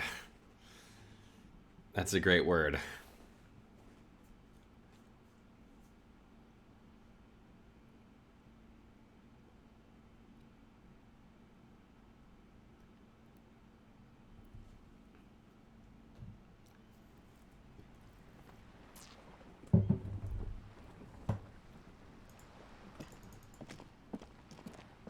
Ooh, there's a woman. Let's talk to her. The streets will flow red once more. A great torrent rushing down Rue d'Esperance. You wait and see. The girl stares at the sailboat by the pier. The streets will not flow red with anything. Who are you? I'm Cindy the fucking Skull. What else do you want to know? Date of birth? Blood type? The last time I was tested for Hep C? We just want to know your name, little lady. No need to get defensive. Don't use that tone with me. I'm the law. Let's start with your blood type and go from there. Hep, yeah. When were you last tested? That's kind of creepy. Just answer some questions, okay? What do you guys think? Goth waifu. Oh my god. I'd hardly say waifu. But she is female, so... You gotta put numbers. I can't read, Ralph. Her portrait looks like the guy from that Pixar movie, Minions, or whatever the fuck. The evil genius dude. 3. Alright, here we go. Go where? Accosting a minor? Listen to your partner, pigman. Keep your grubby hooves off little old ladies. Despite the attitude, she puts the brush aside. A brush, an artist. The red splatter is urban expressionism. That smell coming from her paint bucket is not paint. It's heavy fuel oil. Grew. Yeah, grew. You keep looking off to the side. What are you looking at? What are you doing to the wall? Do you know anything about the recent murder? Is that heavy fuel oil? Catch you later, Cindy. It does have voices. It's just not completely voiced. Let's ask about heavy fuel. He studies the contents of Cindy's bucket, red-dyed heavy fuel oil intended for exclusive use in government vehicles, to be precise. What did you think I was using? Aqualus? Suck it out of the cop's fuel tank myself back in Jamrock? She really did it. She's proud of it. Fumes are bad for you, okay? You better hand it over. That's some clever cultural commentary. You ain't seen nothing yet, piggy boo. You keep looking off to the side. What are you looking at? She turns her head to face the coast and nods disdainfully towards Joyce, performing maintenance on her boat. Did she steal Joyce's boat fuel? Hatred, disgust, it's difficult to tell which of the two is more present in her girlish features. The woman on the boat does not notice her staring. She hisses, "The Ozen whore. Someone's got to keep an eye on her." You mean Joyce? On a first-name basis with her, are we? Piggy's moving up in the world. Hold on, what is Ozen? It's where they grow whores like her, and they're whore men. Why all the negativity? Have you got a crush on her, aching for an opportunity to defend her honor? Whoa. Whoa. We're being called a white knight here for just saying what the fuck. This feels like my life on Twitch. What are you doing to the wall? Can't you tell? I'm painting a beautiful mural, an arrow graffito visible from low orbit. She studies the wall, suddenly pensive. I haven't really started it yet. I'm waiting for the right words. So you don't know what to write. Why are you so committed to defacing the building? I have an opinion on this. Want to hear it. Ooh. Ooh. What do we pick? Ooh. Ooh, let's go. 3, right? 3? 3? Can we do 3? Let's do 3. 3, 3, 3, 3. This should be good.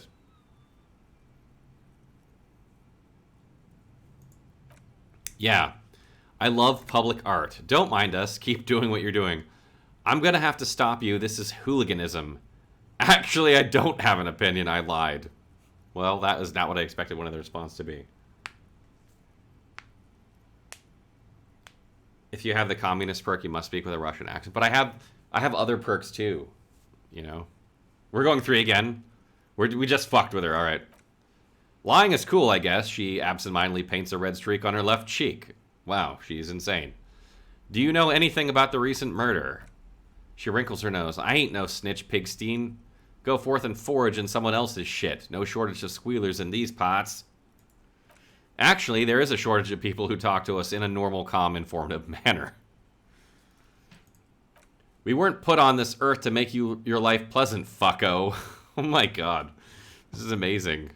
The amount of profanity in this game is fantastic. Watch your back, Ungulate. You've got eyes on you.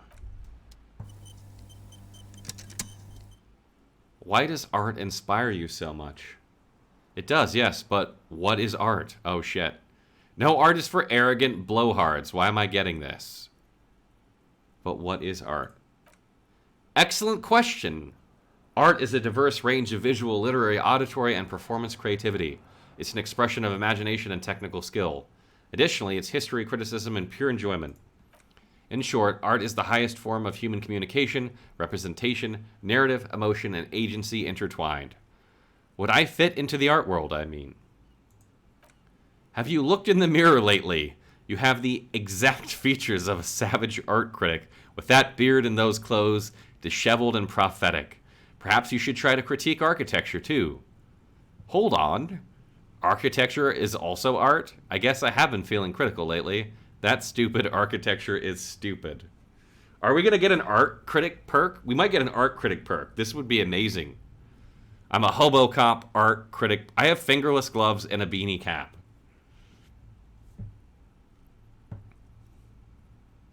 What do you guys think? 1, 3, 1, 2.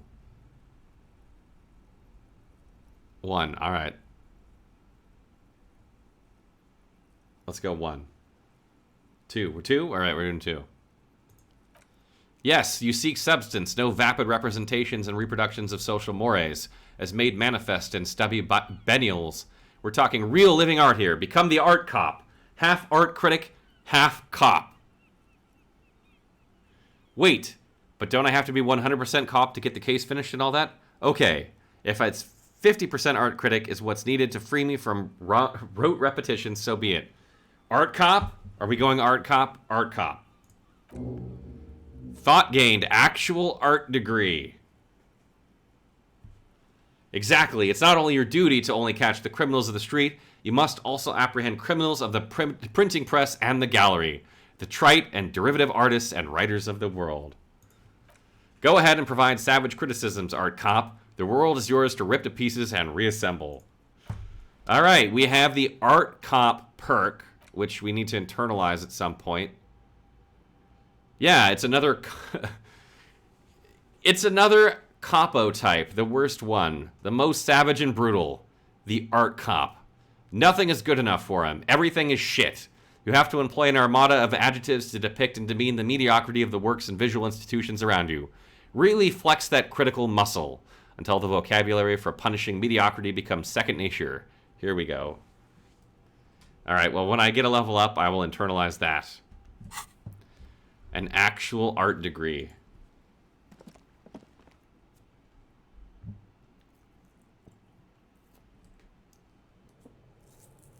"50% art, 50% hobo, all cop." No, this isn't by the developers of PoE. Obsidian is working on the Outer Worlds.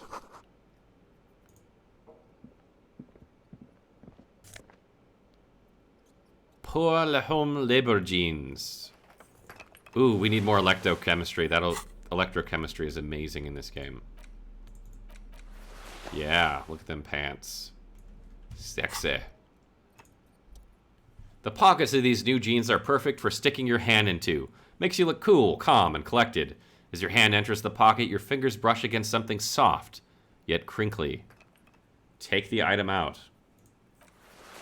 Hey, it's chewing gum wrapper. It reminds you of the fruity juice of apricots. You should inspect it closer if you have time. Something about the wrapper's texture is familiar. Apricot chewing gum wrapper. A crinkled chewing gum wrapper. The worn label reads, "Tutti Frutti." It smells faintly of apricots with a barely noticeable twinge of cinnamon.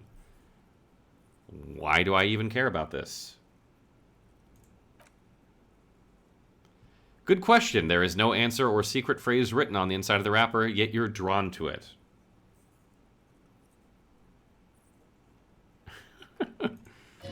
Drawn by regret. Stop before you hurt yourself with the Tutti Frutti wrapper. Throw it away, please. I'll hang on to it just in case.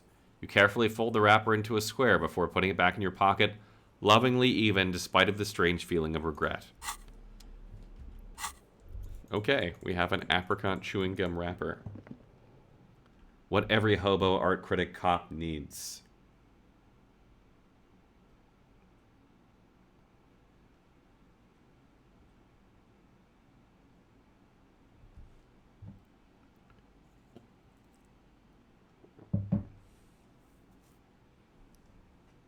This game is nothing like I have ever played before. It is Something definitely new and original. The lock is rusty. You can't get in. Ah, I miss Rusty. Where's Rusty?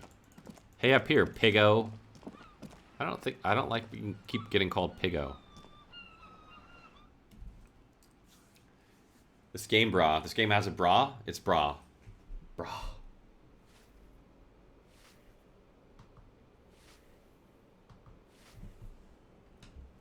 Okay, we're back from the balcony. Alright, so we need to come back in the evening. Wait, there's another exit over here. Let's try that. See where it goes. Just because I can. And what, well, like William Wallace. I miss Rusty too.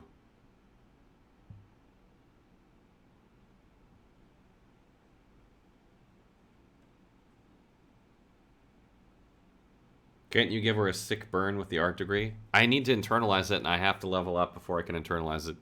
Because I have so many things slotted. Okay, that's where that door goes. Maybe we'll understand the mural. 28%, that's a lot higher than we had before. We're gonna try it. Failed. You have no clue, it's just a wall. So many walls all over Martinez, weather-worn, cracked, their paint peeling. Okay. Damn, her shit is everywhere. Let's go talk to Joyce.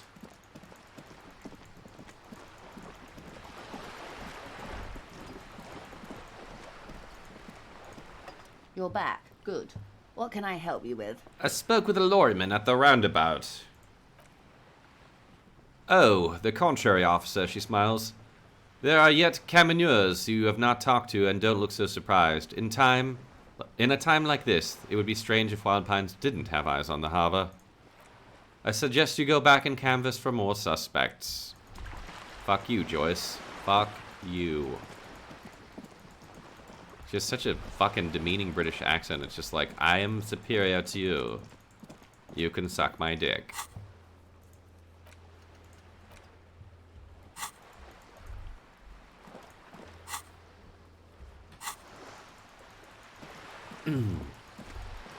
Alright, what else we got in the journal here? Check Land's End for bullet traces. Check the... I think there's more stuff we have not explored. Let's see. I'll show we go. We go to the map. I don't think we've been over here. I think we've been down this way, but I don't think we've been to the church.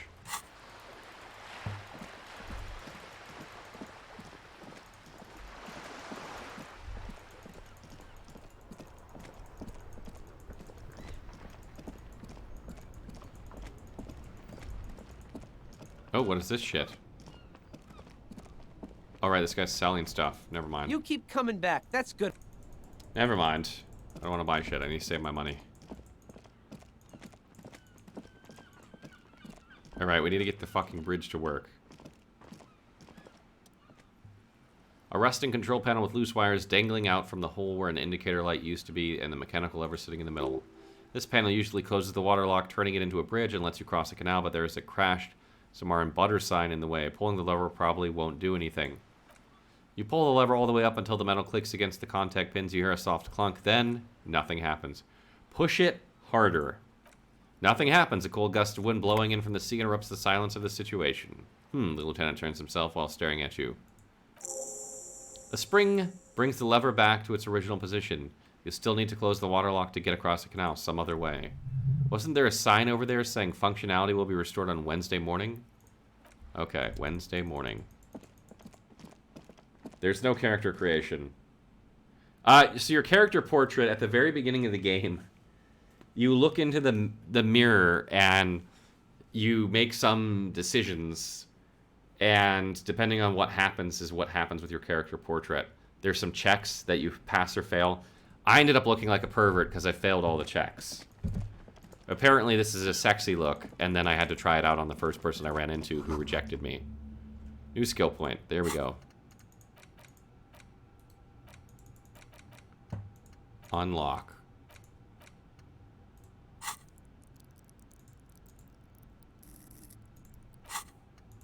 Can I unlock it? There we go. Let's internalize our actual art degree. There we go.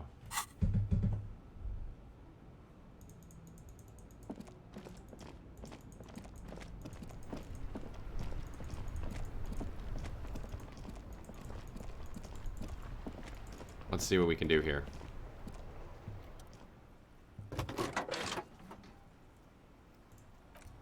As you tap on the gauge, the indicator pin jerks as if startled. It's in the large orange sector, indicating the engine is warm. Next to the gauge is a red switch labeled heat. Now, that's enough fun with the foldable headlights. I know they're mesmerizing. They're also fragile. I'm not going to turn it on for you. All right. Hello. Yeah, Hobo Art Cop isn't a pervert. He's just misunderstood. Maybe we can... Can we finally fucking try and do this thing again? Without vomiting. Nope. What about over here?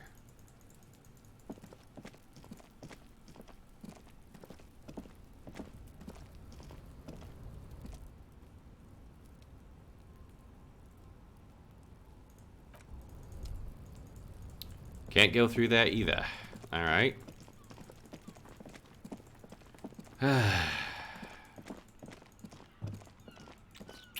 Let's check our journal.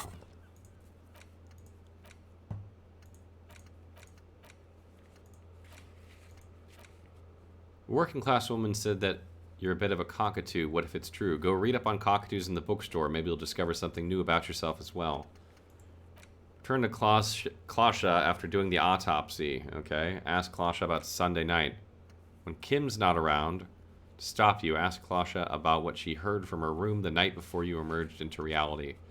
She might know something. You told Lena Morel is missing because of the broken water lock. She's still worried. Okay.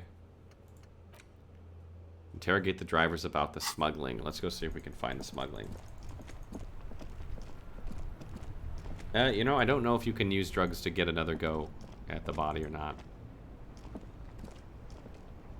Still here, stuck in this damn jam, my man. What's up? Wicked, I've always wanted a friend in the underworld. Ha, no, I'm joking, my man, he grins. Fallen runs a nice, clean business. This haul of cargo is mostly sporting goods, you know, tracksuits and that kind of thing. They usually ship to Grad. Okay, we've already asked you that, so that's all for now. Is there more truck drivers?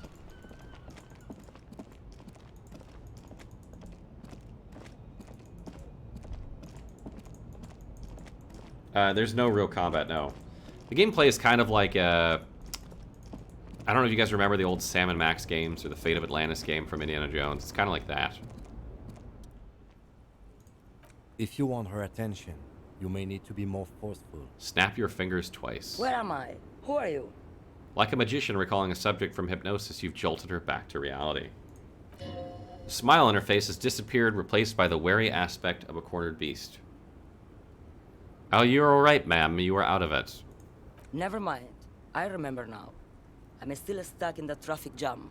In the 50s. Wait, what's so bad about the 50s? The men have small jaws, and everything is made out of plastic. Why do you need plastic when you can make the world out of amber? Where else would you be then? Back in Mefke, during the time of the revolution, the sidewalks and coffees are filled with young people. I was on my way to see a new Boydero picture starring Gabriel Buenguerro.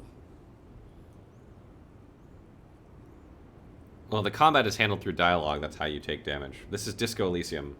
Until you come along, that is. Who is Gabriel Buenguerro? This is Gabriel Buenguerro. A strikingly handsome man looks straight at you, his head crowned with a wide brim hat. His hair is dark as oil slick, and his jaw is the most perfectly chiseled thing you've ever seen. This man's got a hold over her. Even 50 years later, you can feel it. He was the biggest star of his day.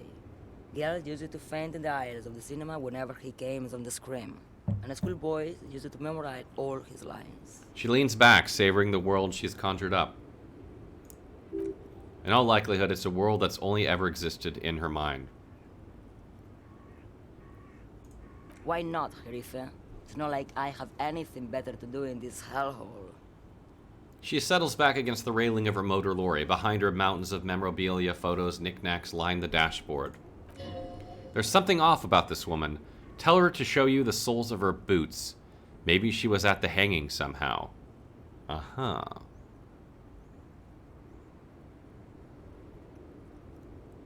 Should we ask her about the soles? What do you guys think? What are you hauling? I still don't really understand this whole Buduero Gabriel Buenguero thing. Before I came, you seemed away. Show me the soles of your boots. You seem like a woman who knows a thing or two about drugs. That's very true. Thank you for now. What do you think? I'm thinking we should ask to see the soles of her boots. Boots. Boots. Boots. Now, what do you want with an old woman's boots, Zerafe? Please help me out here. It's important. Please, she raises her boots slowly with contempt. I think you should let me back to Gabriel Buenguero. You're no Gabriel. Gabriel doesn't say please. She's wearing sturdy worker's boots made of black leather. Buckles run across. The soles also made of leather. Now the other one, please. Just before Gabriel, it was the coronation of Franconegro. Now there was a real man. There is no aberration in the pattern that you can see. She puts her foot down. Moreover, the boot size was 37, tiny. There are too many discrepancies in all this. Wait, what do you mean it was the coronation of Franconegro? It was, she shrugs, and then it was no more, and I was no longer holding my father's hand. He was no longer descending the stairs and rail. The crowd had gone silent. Perhaps it was another Zerefe who came and woke me up, looking at my boots, asking questions, or perhaps it was one of the others in this carnival. I don't remember. As she says carnival, she gestures to the empty square with the statue and the machines. Turn to Kim. She is not odd soul. These are not the boots that made the prince. He takes a quick note. I could have told you that from looking at them. Her size is 37. The feet of a little girl, he smiles. They fit well on the pedals. What are you hauling? What are you hauling? Diamonds. Diamonds, really? Of course not, she says, grinning. But wouldn't it be marvelous if I was? Okay, but what are you really hauling? She shrugs. Whatever stupid thing they put in the lorry, I imagine. You don't know what you're hauling in your own lorry? I quit concerning myself with that a long time ago, she smiles, careless smile, because besides, I don't drive the lorry for cargo, if you know what I mean. What if the cargo is contraband? Then it's contraband, lawman. What? Do you want to take an old woman in? Be my guest. Lock me away like Bad Hand Hermenegildo. She has a lot of names. Bad Hand Hermenegildo's Bad Hand strangled 300 people. What can I say? Some people just really like strangling people, apparently. Before I came, you seemed away. She's just a distracted old woman. We should let her get back to her things. She doesn't think she's the smuggler. You hear that, lawman? I don't think your partner likes you spending much time with me. Should you drive a lorry if you get like that? Oh, don't worry about me. I'm one of the best cannoniers around. I drive routes no one else will. What routes? Lomonsov's land, Udachna's Zemla, the Western Plain. She nods and closes her eyes again, letting her mind submerge. The Transkatla Magistral, U41A. Estradas du Mirador, all the good ones. The deep trenches, where the bluebirds fly. She opens her eyes again and shudders. I'm something of an expert in blacking out. You should take better care of yourself. She looks you over and scoffs. You're right, lawman. I'm the one who should take my health more seriously. Thank you for looking out for me. Is that all you woke me up to say? Thank you. Now we're leaving. Okay. That was fucking a waste of time. Fucking old woman who's drugged out.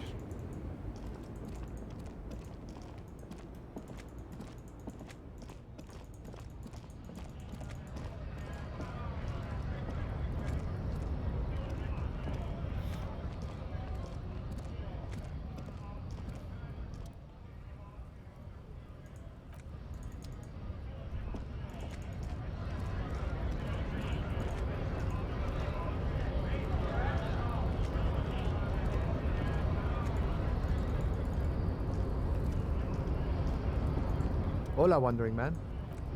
Okay, he's got nothing new. What about over here? Do we have a key for this yet? I don't think we do, but still. Maybe we do. Oh, no, wait. This is, the way to Gart. Sorry, not Gart. What's his name? The big fuck.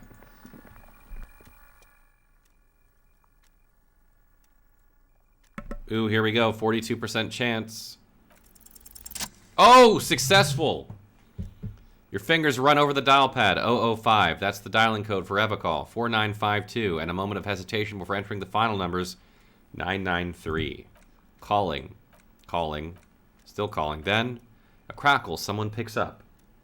They say video Revacall. 24-hour video rental. We rent 8 and 10 millimeter film for home use. This is Lemmy. How may I help you? What is this place? Video Revacall is a 24-hour video rental. We rent 8 and 10 millimeter film for home use. This is Lemmy. No, I meant, what is this place to me? Do you know me?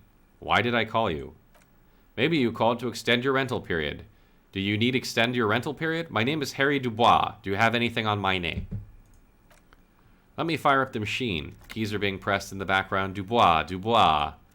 Here we are. You haven't rented anything in 5 years, but you still have a copy of Blue Ocean Hell from November 46. Whoa, not a fun film, that one. What kind of film is that? It's not an easy watch, he reads. After the death of his daughter and subsequent divorce, Zismic immigrant Egidius Wojciech tries to come to terms with the onset of dementia. What the fuck? Is that us? Do we have the same issue? He concludes, no wonder no one's been missing it. Still, it would be great if you could return it to us. We're on the corner of Voyager and Main. The call is terminated by the other party. You're left with the disconcerting sound of the disconnected tone. Do we have dementia?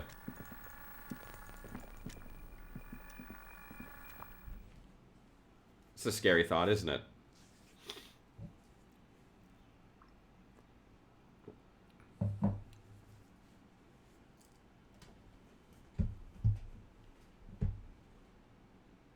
It would explain the amnesia. But you would think even with dementia you would remember some things. Periodically. Maybe. And I guess he does remember some things periodically.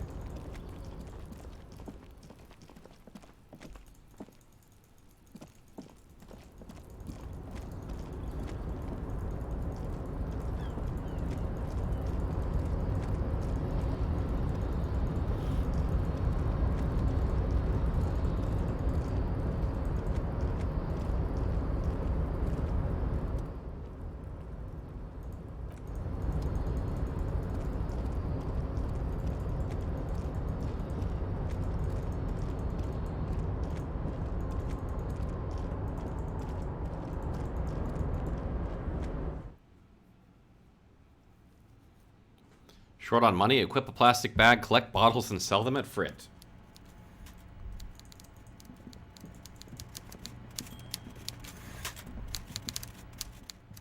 Mr. Dubois, a pleasure as always. You don't have to sit down this time, since you're already sat on that chair.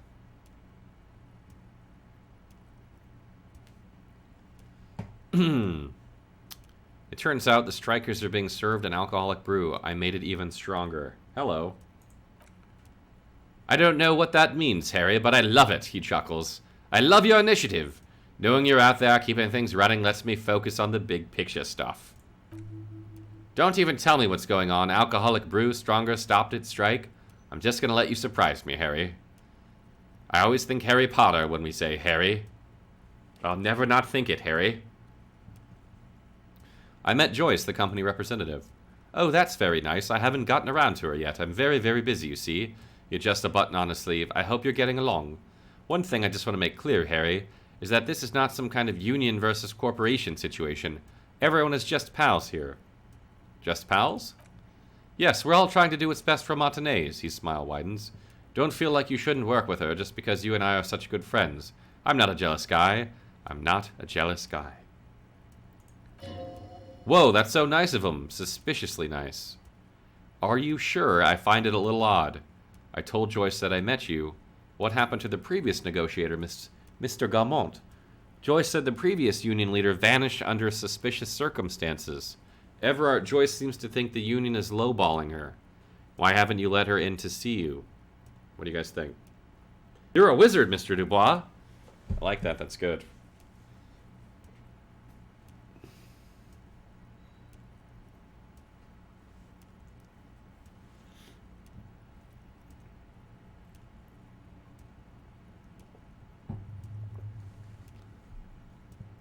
Number 4.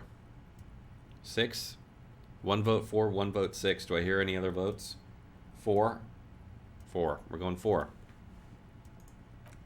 Vanished? Harry, the woman left her carousel in the oven and couldn't make it here in time for the voting. Oh, I did leave my carousel on. Better go home and check. The election can wait. The man frowned presumably. When she got back, the whole thing was over. Wait, there was no mention of a casserole, not carousel. Wow. Casserole. He's saying she missed the election because of a casserole. Funny, Joyce didn't mention any casserole. Harry, Harry, Harry, he flicks his fingers. Do not fixate on this little matter. Maybe it was rabbit stew or a hairdryer or an iron. The point is, her heart wasn't in it. Mine was. This particular brand of humor he has, it makes for a fine distraction. If it's spilled blood you're looking, then certainly isn't any in his expression or demeanor now. Then there isn't certainly... Okay. What happened to the previous negotiator? Yeah, I was thinking of the cock carousels. What do you mean, Harry? The big man sounds annoyed. Nothing, I let him go. He made concessions for the company in previous negotiations. Why would you let an ally like that go? He's an old man, Harry. I wanted him to spend more time with his family. He looks down in size. God knows how long he's got left. You called him a midget. Harry, he exclaims indignant. I have little people in my organization. I would never call someone a midget. What is this? Honestly, I'm beginning to think you're a midget, Harry. Abruptly, he smiles and changes his tone. No, I'm only kidding, Harry. You're not a midget. No one is. We're pals. I like this guy. I told Joyce I met you. It's perfectly okay. Even if you told her everything we talked about, it's absolutely fine. Are you sure? I find it a little odd. I'm just a nice guy, Harry. I wouldn't be where I am now if I wasn't nice. He slams his fist into his hand. Politics is all about emotions, and when I want to have positive emotions, when you think of me. Yes, lowballing, of course. He's suddenly very serious. This isn't a casino, Harry. Real people, real livelihoods are at stake here. But everything's a casino for the rich types. His expression makes it clear this is childish and irresponsible behavior. Why haven't you let her in to see you? If she actually wants to see me, she will find a way. Any good negotiator would. And I just don't have anything to discuss with a bad negotiator. You're a midget, Harry. I'm a what? He doesn't want to see her. It's as simple as that. Of course, Harry. Let me assure you one more time, it's perfectly okay to share anything we discuss here with Joyce.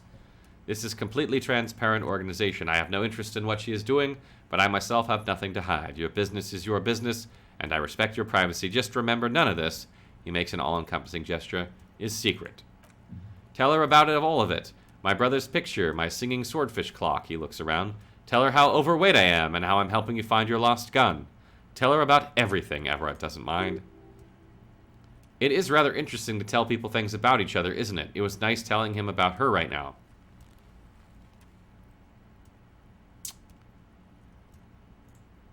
A fantastic change of heart, Harry, he rubs his nose. Go talk to Manana down by the gates. He'll brief you and give you the key. Just open one little door. You don't need to go in or anything. I just want that weasel to come home and see the unlocked door. That's it. Anything else we should discuss? See you soon, Deborah. The man raises his hand in farewell. Just kidding, but not too much. Alright. We have to go talk to Manana about a key that opens a door. I wonder what door it opens. Maybe it'll help us with our investigation. He's also paying money. 25 real, which is enough to cover our rent. Which I feel like goes against Hobo Cop, but still.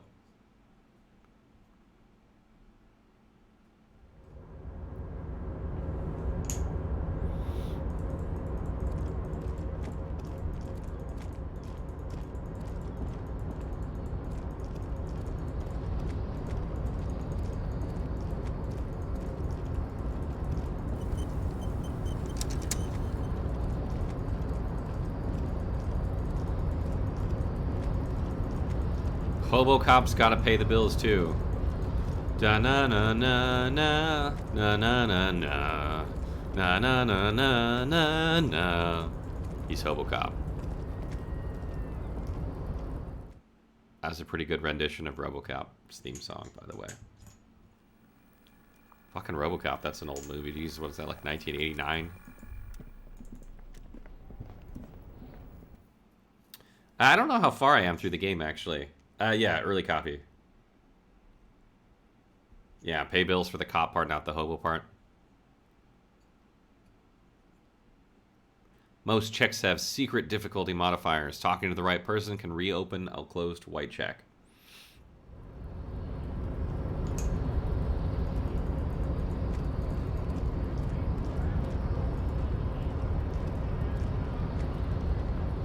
Does this guy have anything new to say?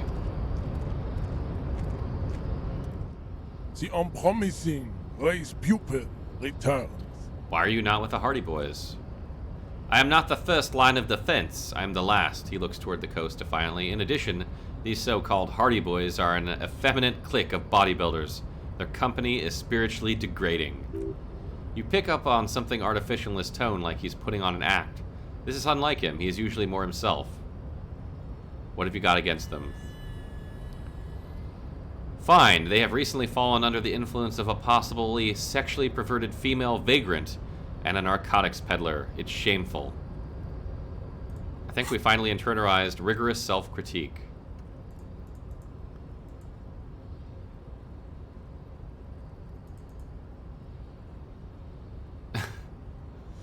You're one sorry piece of shit. A cop penitent, a flagellant cop monk. This is not the right line of work for you. You should be groveling at the feet of a feudal lord, providing lurid evidence against yourself at a Mazovian show trial, or ripping the flesh from your back with a cat o' nine tails. Whatever made you this way, you can be damn sure it was your own fault. Do it. Really criticize yourself. Who knows? You might uncover something of importance from your guilt-ridden past. Fine, they have recently fallen... Okay, you said that. Find out for yourself. Endomorphic blob. Okay.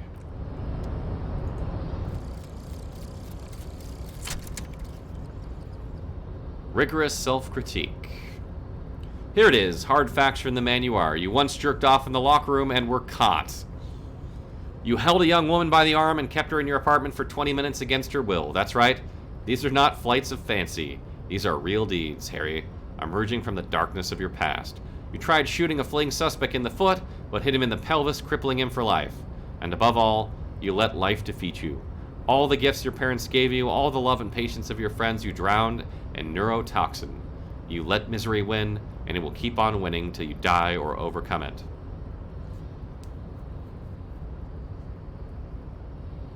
Wow. If I fail checks now for some of these, I actually gain health and morale. So basically, I have a... The more I fail, the more I win.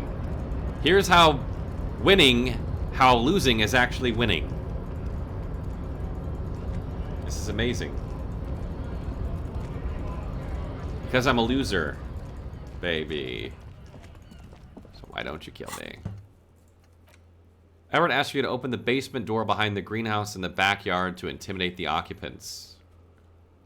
Do what you have to. Everett has promised to give you info on the case in return.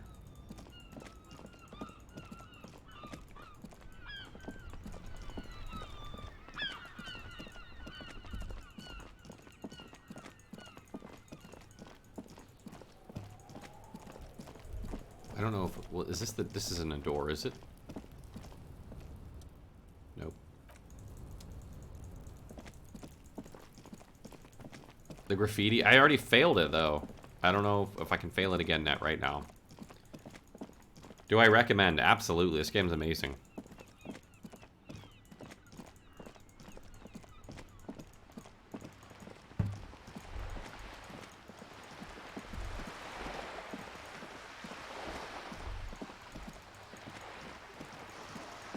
I can honestly say I've never played anything quite like this game. I'm a HoboCop art critic that's self-loathing, and I'm a communist, feminist, and racial supremacist, all wrapped into one. This must be it. The basement door is weather-worn. The copper nails holding the upholstery in place have turned green from sea air, and there's a knocker shaped like a lion's head. That's probably the door Everett mentioned. We still need to get the key from Manana first, though. Oh, I forgot the key. Fucking hell, I forgot the key. I gotta go get the key. The key. The key.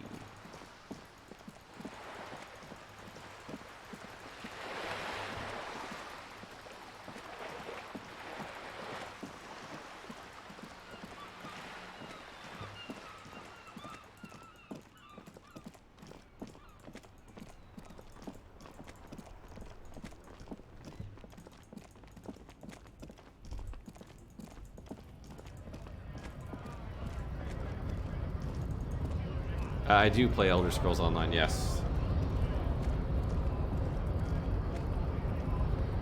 It determines what dialogue options you have. Hola, Wandering Man. How can I help you? A key, huh? He runs his fingers through his mustache. What door is the key supposed to open? He said it belonged to a weasel. Oh, say no more. I got you. He taps the side of his nose with a little wink. I got that key right here, and let me tell you, it's mighty good of you to help us out during the strike. Working class solidarity, as they say.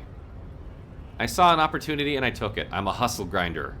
I heard something about a weasel, and it didn't sound like a local polar weasel, if you know what I mean. Wink. I'm not opening this door for myself. I'm opening it for all working men. I'm not really doing this for political reasons. I do play NA, yeah. What do you guys think? I'm a hustle grinder.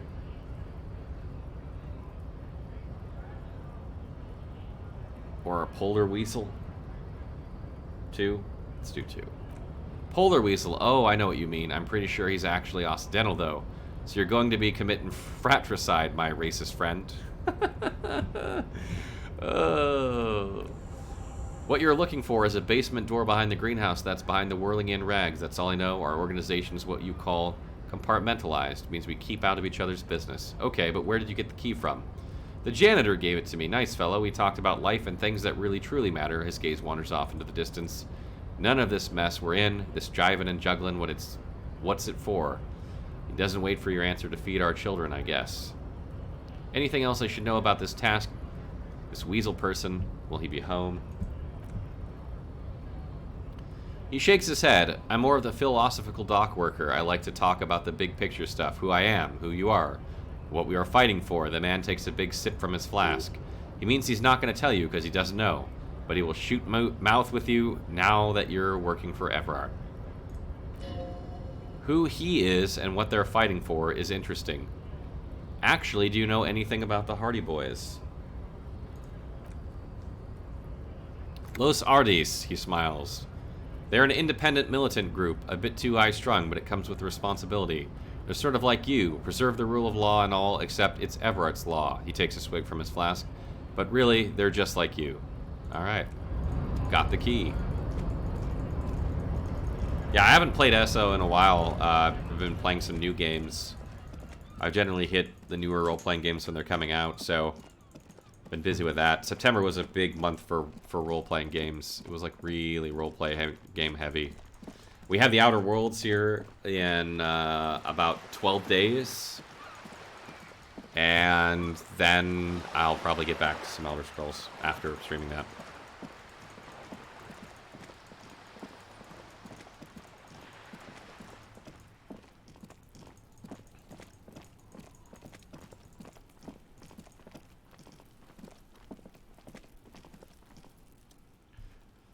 Okay, carefully knock.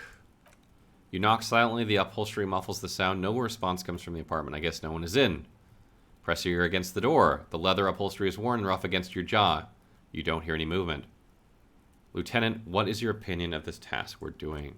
Let's be honest, this isn't what I joined the RCM for, but every day tells you something new about yourself. Lieutenant replies, still inspecting the padded door. Apparently working with the local union boss to get info on an investigation is not something I'm squeamish about. So you don't mind if I unlock the door. I mind that a local thug is using the RCM for his busy work, but if this gets us to the bottom of this hanging, then I'm willing to look over it. On the other hand, he looks at the surrounding windows uncomfortably. We could just tell Everett we open the door and leave. No one seems to be tailing us to see if we actually did. Lie to Everard. That's also an option. Yes, presenting a fabrication is known to get results here and there. He crosses his arms. You took this task, you make the call. Yuria was playing Esso, probably. The door is right here. You can just open it and be done with this. Besides, if you never open it, you're never going to find out what's behind it. Let's unlock the door. You try it. Try to be as silent as you can. It takes a bit of rattling of the handle and loosen the bolt. Finally, the door unlocks with a small clack. Thoughts race through your head. Only curiosity could account for stepping over that threshold. Maybe there's treasure in there. A white alligator. A fountain of quicksilver. There might be important information in the apartment. I mean, there might. We are absolutely going in.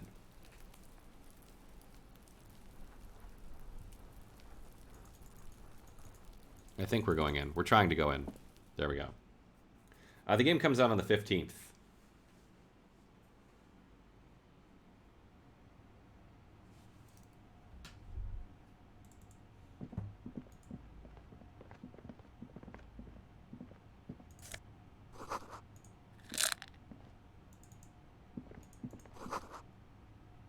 Hidden world of walking sticks.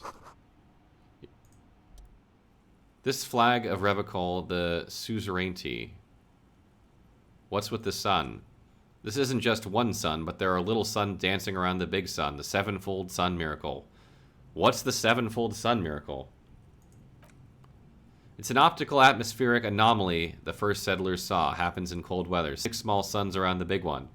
This complex halo phenomena is how old Revocol got its flag.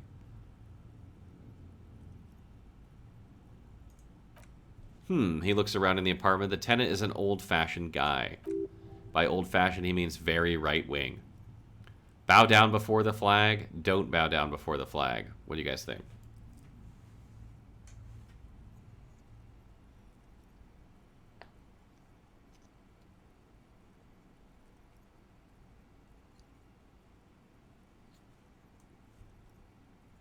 We are split.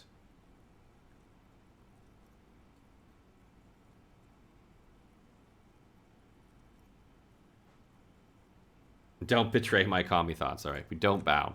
The flag doesn't seem to mind. It's just a colorful fabric with a sun sewn into it. Like all feudal flags, looks like a children's drawing.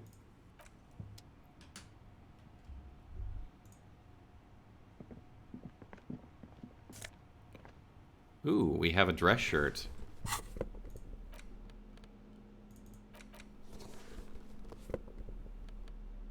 We also have a wife beater that makes us better at beating things. Whoever lives here admires fair-haired fantasy heroes with big muscles. Okay. Colonial mug collection. A row of mugs sit on the shelf. Each one depicts a human figure, a dark-skinned woman grinning amidst mysterious symbols, a broad-shouldered man shoveling potatoes, and others. Tap on the mugs. A little ring, though cheerful, the image on the ceramic makes you vaguely uncomfortable. There's something disdainful in the way the curves and lines of the bodies were drawn. The images betray a lack of interest in human beings. They are merely unflattering caricatures. What do I mean uncomfortable? The owner of these mugs doesn't like people of other ethnicities very much. Typical asshole. So what? They can think what they want. This is a free world. Thanks, good to know. I have no opinion on this. I find this interesting that we're actually a Semines supremacist, but we don't have a Semines supremacist option here.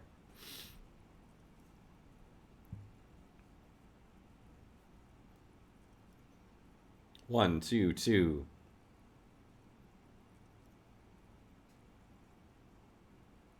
Three. We need more votes.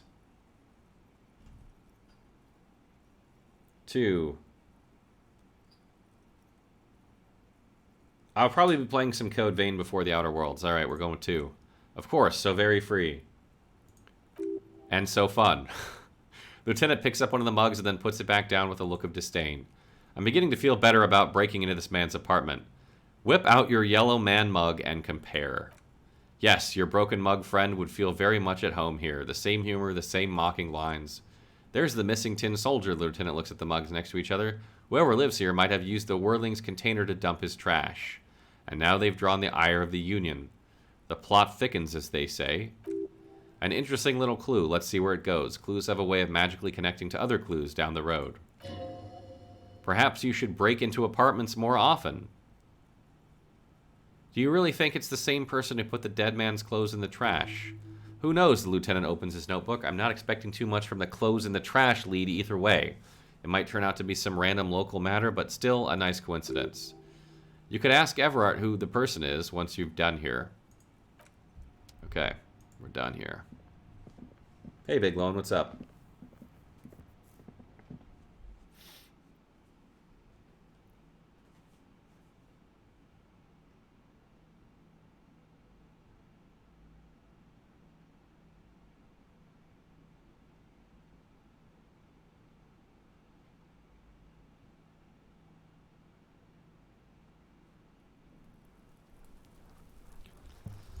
Yep, Rick's been overtiming with giveaways. He's just constantly getting shit to give away. I don't know what the fuck to do, but give it away. Give it away, give it away, give it away now. Find booze and drink it. The hangover feels really bad. You have to take the edge off. Find a bottle of alcohol, put it in your hand, equip it in the held slot in your inventory, and the magic will happen on its own. Do I have any alcohol in my inventory? No.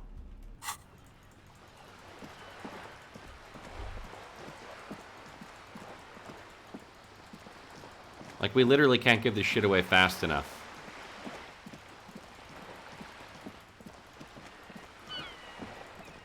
What else we got?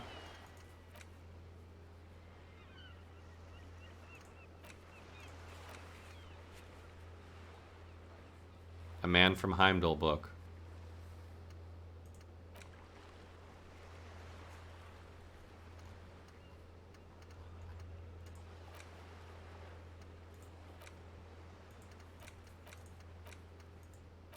Get a hold of a sad song on tape. Where do I get a sad song on tape? I want a karaoke. The game is definitely satire, yes. It's absolutely satire. It's mostly satire. Or, I don't know if mostly. It's somewhat satire. The game is basically a satire of social commentary. Essentially.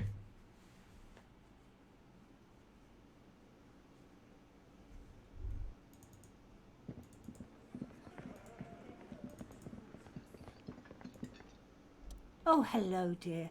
There you are again. So your husband is some kind of scientist. Oh yes, she says with a pinch of pride. A zoologist, a cryptozoologist to be more precise. What is cryptozoology? It's a pseudoscience that attempts to legitimize research into mythological beasts and urban legends. The lieutenant sounds unimpressed.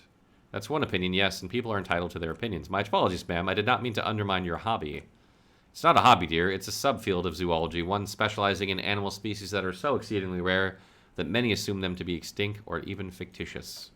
Searching for such species called cryptids is difficult and often thankless, and frankly, many scientists are too lazy to do it. Universities these days are rarely interested in supporting real research. She's completely internalized her husband's struggles. They are her own.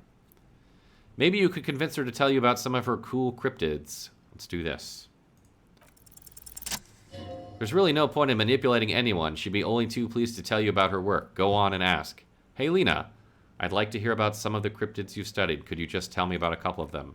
Oh, I'd be delighted. Truth be told, I could really use the company too. The lieutenant throws you one of his looks.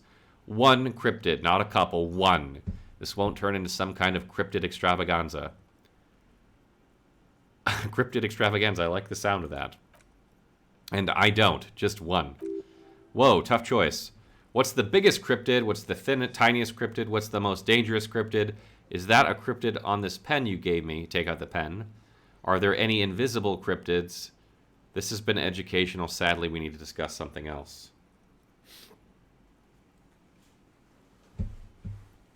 What do you guys think? Which one should we ask about? Invisible cryptids? Fine. Invisible cryptids it is. What an interesting question, and the answer is yes, there are. Of course, all fairy tales have someone or something invisible in them. Shush, Kim. She's going to tell me about the invisible cryptid. What is it? It's the Koldo Mama Daka. The woman corrects her glasses. Its name means thin whisper of sound, and that's precisely what it is. self-replicating sound waves, invisible and intangible. The Koldo Mama is very afraid of us, which makes it incredibly difficult to track.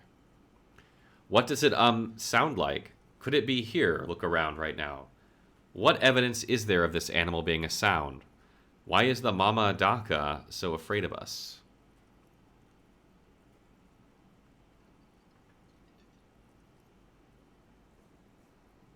What do you guys think?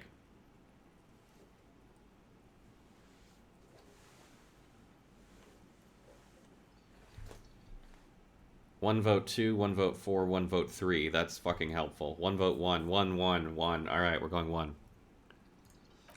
Like nothing.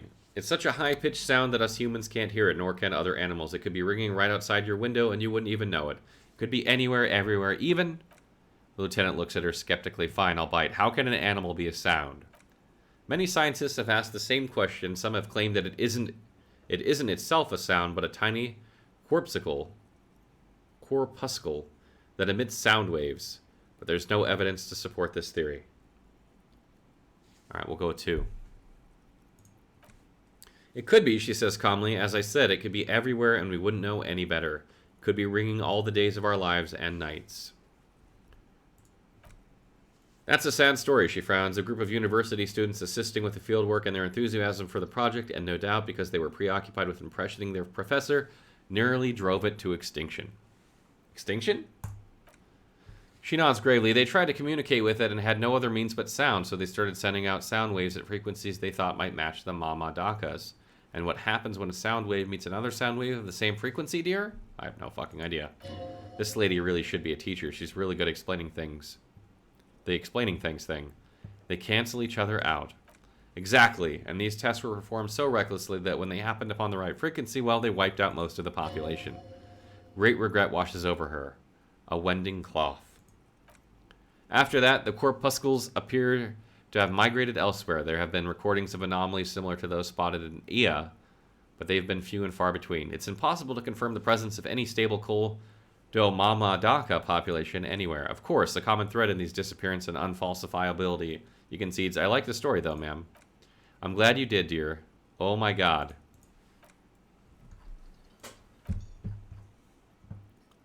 Jesus. They put a lot of dialogue into something completely unrelated to the case. Fucking hell. Okay, what do we have left here?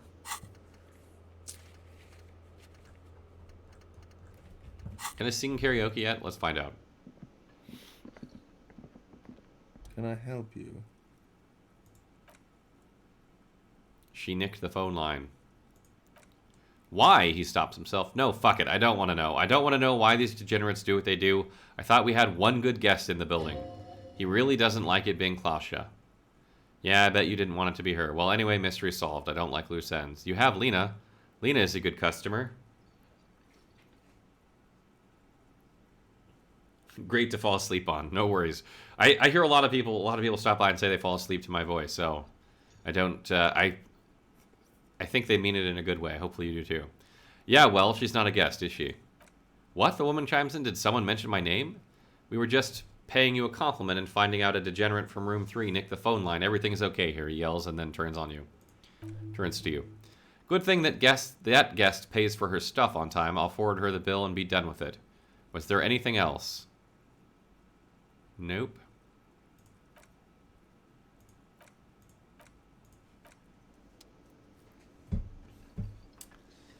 I have been putting people to sleep.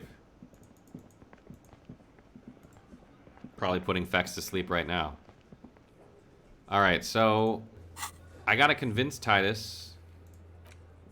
We opened the door for Everard. Let's go talk to Everard again.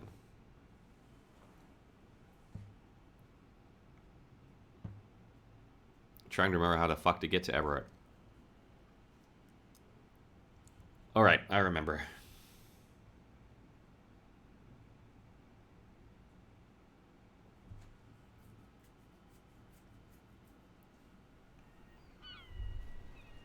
Do I have that book for that kid? I need to bribe that fucking kid.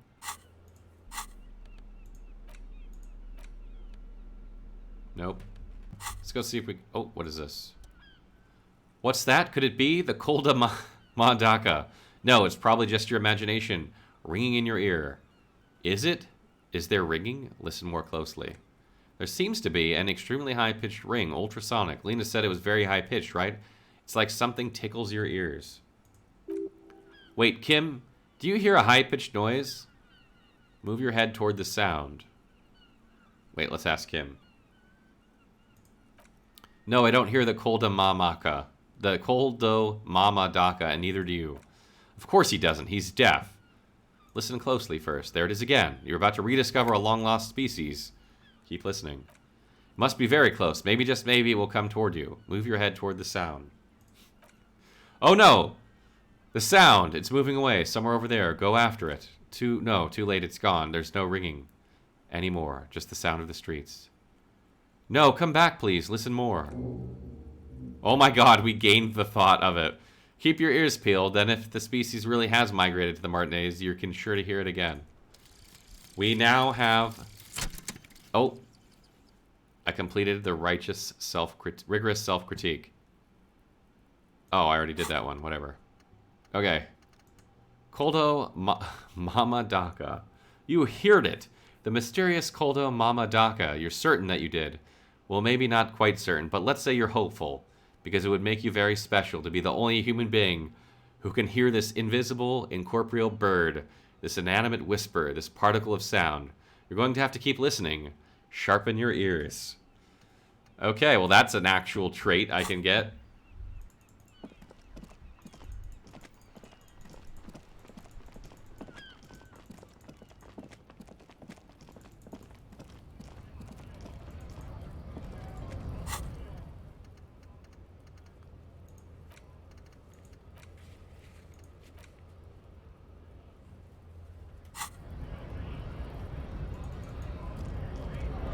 I'm a believer, I couldn't leave her if I tried. Yep.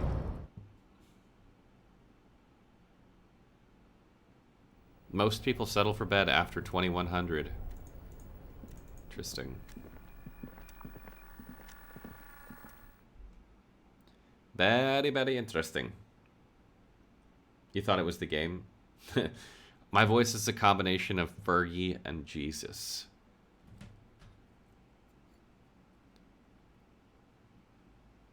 Don't be afraid to say weird things. People are more forgiving to persons of power, like police officers.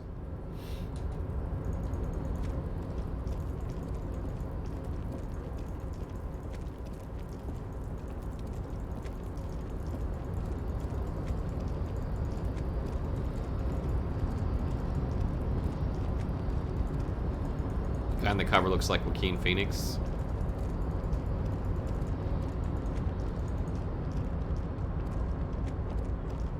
Oh shit. Oh fuck. Oh fuck. Oh fuck. Sorry, there's a fucking earthquake.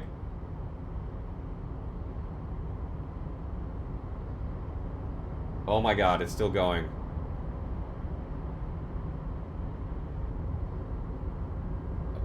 I'm waiting for the building to stop shaking.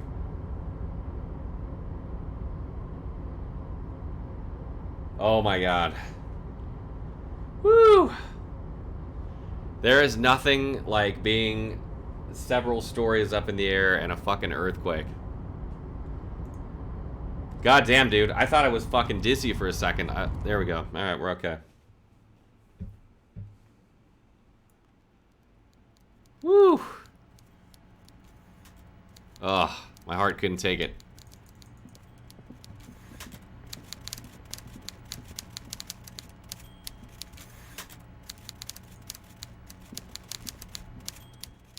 Mr. Dubois, a pleasure as always. You don't have to sit down this time, since you're already sat on that chair.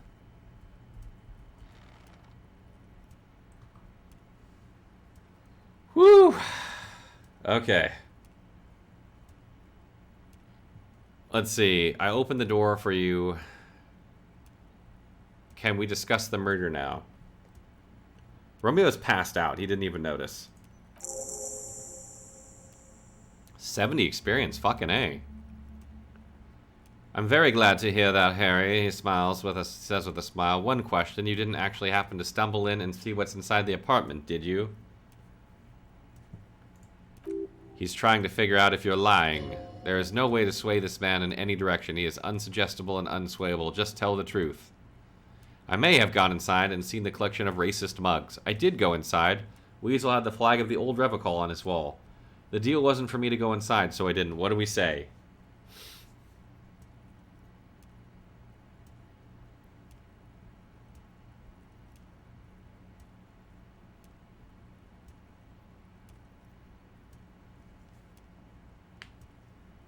One, two, three, two, one. 2, 1, 2. Any more votes? Looks like 2 is winning. 1 is tied with 2 now. 2, 2, 1, 2. Alright, we're going with 2. Exactly the kind of fascist memorabilia I was expecting, he shakes his head. Weasel probably prays to it every night for the downfall of the Union. He was testing you, and you succeeded. Woo! Now let's get down to brass tacks. It's time for men like me and you to figure out who's killed who and why. He pretends to roll up his sleeves. Real police work is going to start happening now. I promise you, Harry. This is going to be good. This is Disco Elysium. There was a collection of colonial mugs there, and I found a similar mug in the trash with the hanged man's clothes. I've heard about a connection between the lynching and the strike. I'd like to hear what you know about it. Aha! Is it possible that the hanged man lived in that apartment? And we just put our prints all over the place? We're fucking idiots.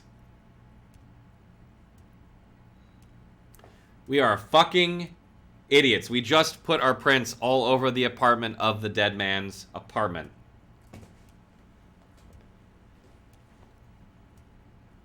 Ugh. That's rough. Racist mugs in the trash and in the apartment. He grabs his head with both hands. You guys are just light years ahead of me.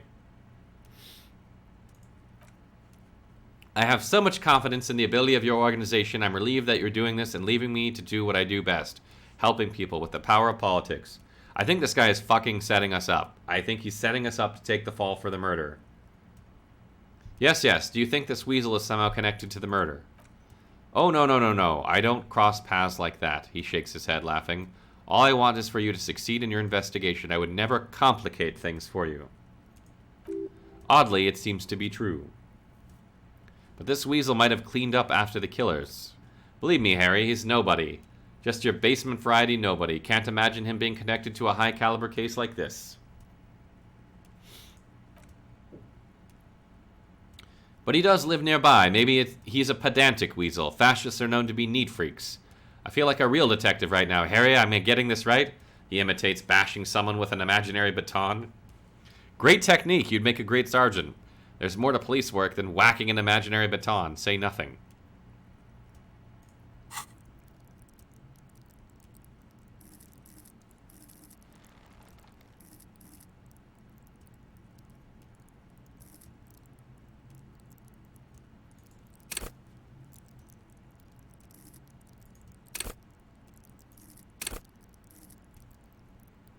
I do like the guy, too. I feel like we need more endurance. Or maybe a suggestion. Oh, I want to rank up Volition. Volition is the greatest thing ever.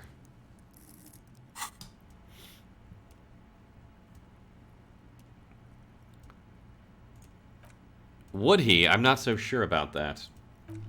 Oh, you're too kind, Harry. Way too kind, he chuckles. I know I'm not a real police officer. You are. I've heard about a connection between the lynching and the strike. I'd like to hear what you know about it. By now, I'm sure you figured out who the dead man was working for. The bad guys. Wild Pine. Sent to scare us. Another violent measure of the top hats against us flat caps. I'm listening. Harry, this strike is the culmination of many, many mistakes made by the Wild Pines group. They tried to shut the strike down by sending in armed mercenaries. You mean our victim? He nods gravely. A security contractor, can you imagine that? Workers standing in peaceful protest, united in a spirit of fellowship, and they send hired killers to mow us down with machine gun fire. I'm talking beasts, hardened killers from proxy wars in Yisit, Semenine, Saramiseria. You name it, they've done it. Raping, killing, burning villages, killing little children for the Senorita Pineapple Company, Harry. I don't know if I believe all this. Everything they did there, they brought over here. They want to turn Revocol into a third world slum. Honestly, the only thing they didn't do is kill a village elephant. Hold on, you have a village elephant? Go on. I think I've heard enough. No, you haven't, Harry. He waves at you with a jolly smile. I haven't told you anything about the crime yet. Now, I haven't personally witnessed the brutalities out there. I have the luxury of staying in my container, you see. If I need to go somewhere, I just move my container, he laughs. About my fun container, he chuckles. It's a hoot, Harry.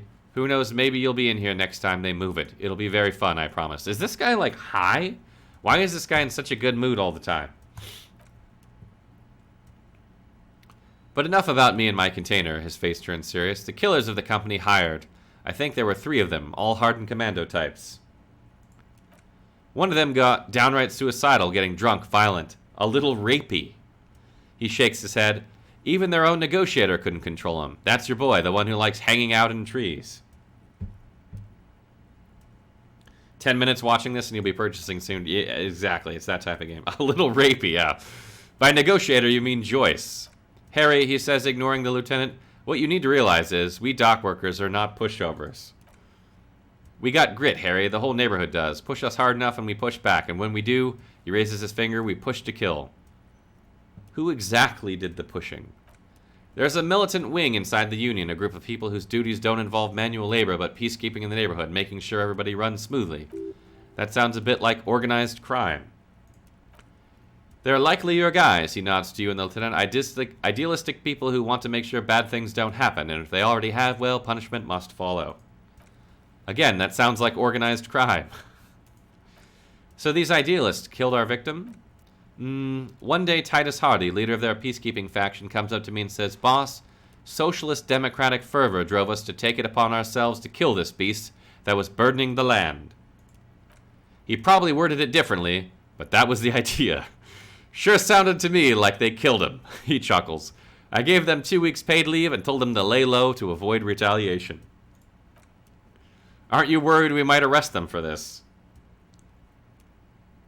You think that... I am too. He reminds me of Harry, right? Like, when we first came in here, this guy, he said, wait, you're Harry. I'm not Harry. This guy reminds me too much of myself.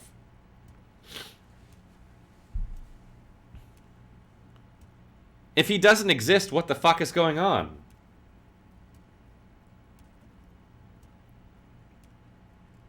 Aren't you worried we might arrest them for this? Oh, I'm not at all worried about that. These are not the kind of men who get arrested. They're Martinez boys, tough and gritty.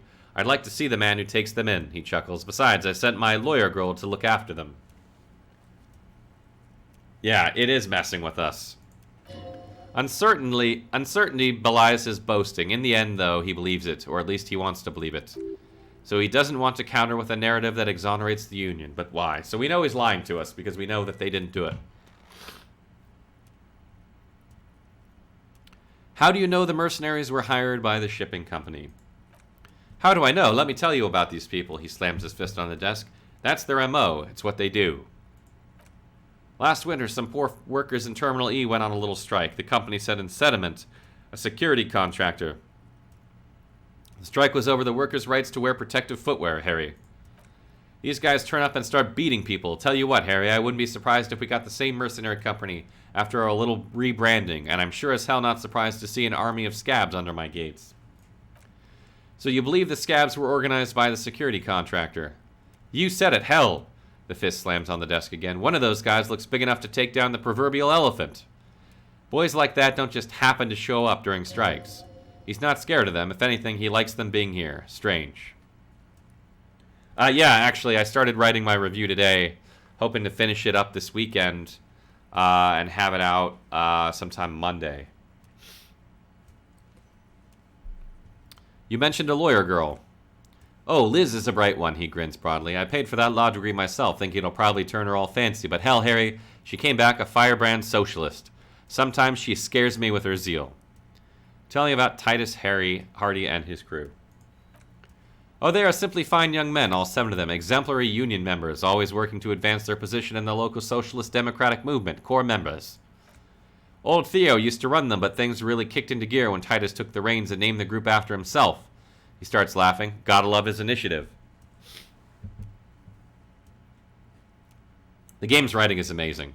Interesting. Who's second in command? They're almost all of them great guys, born leaders. Whatever happened, I'm sure they only had the best interest of Martinez and Revachol in mind. Work with them, hell, interview them, but don't fight them. They're really all just like you, men who like beer, women, and some order on the streets. He's betting on them being useless to you. Everard, I met the Hardys. Can you ask them to cooperate with me? But of course, it's the least I can do, good friend Harry. I'll do it right after we've concluded this talk. You can now go and tell Titus about this, see what he has to say. Also, Harry, here's 5 rial. He holds out a banknote. Wait, why are you giving this to me? I'm not giving you anything. I'm just holding out 5 rial. Needless to say, this is another move. Don't take it. Do we take it, or do we not take it? Last time we rejected is 25 rial.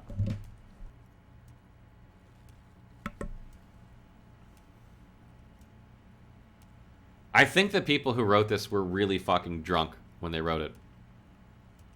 So you're Ralph, you're saying we rejected the 25 rial, but we're going to take 5?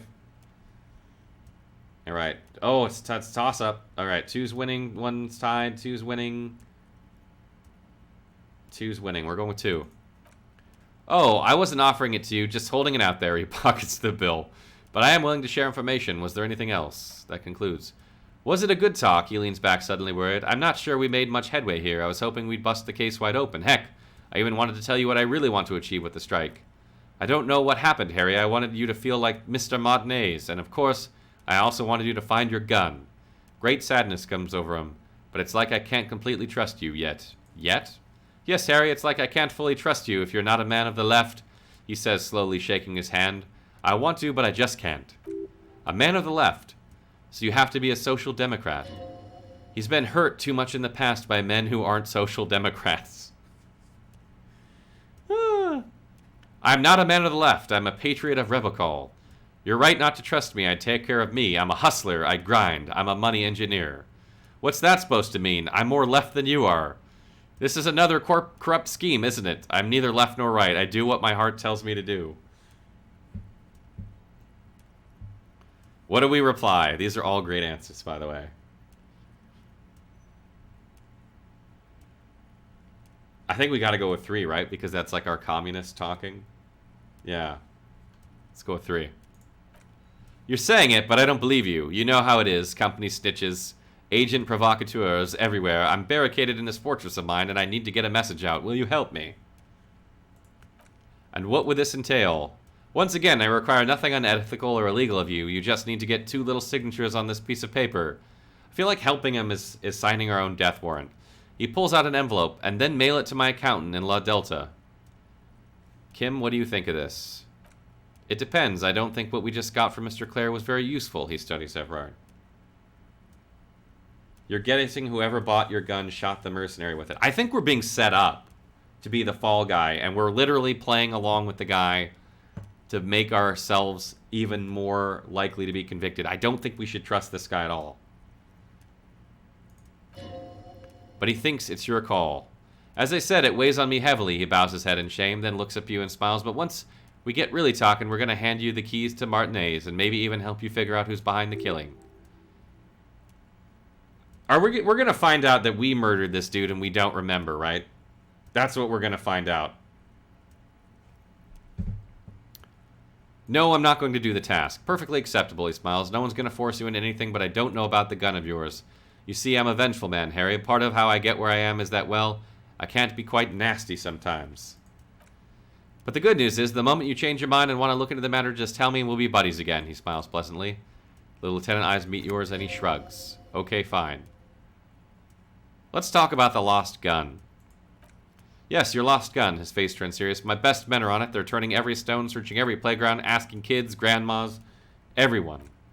Your gun will be found, Harry. Let me assure you of that, he winks at you. It's just a matter of time and effort. The only way to find it seems to be working with them. He might even be holding your gun hostage. Hold on. Could he really hold my gun hostage? Wait. The gun may be have been bought by Roy's pawn shop. From Roy's pawn shop. Have your men factored that in. It will not be blackmailed with this gun business. I don't care about my gun. Keep it. Ugh, that's annoying. Yes, our name is Harry. Yes, thank you for that hot tip regarding your lost gun, Harry. My men have indeed, he makes air quotes, factored in that you pawned it.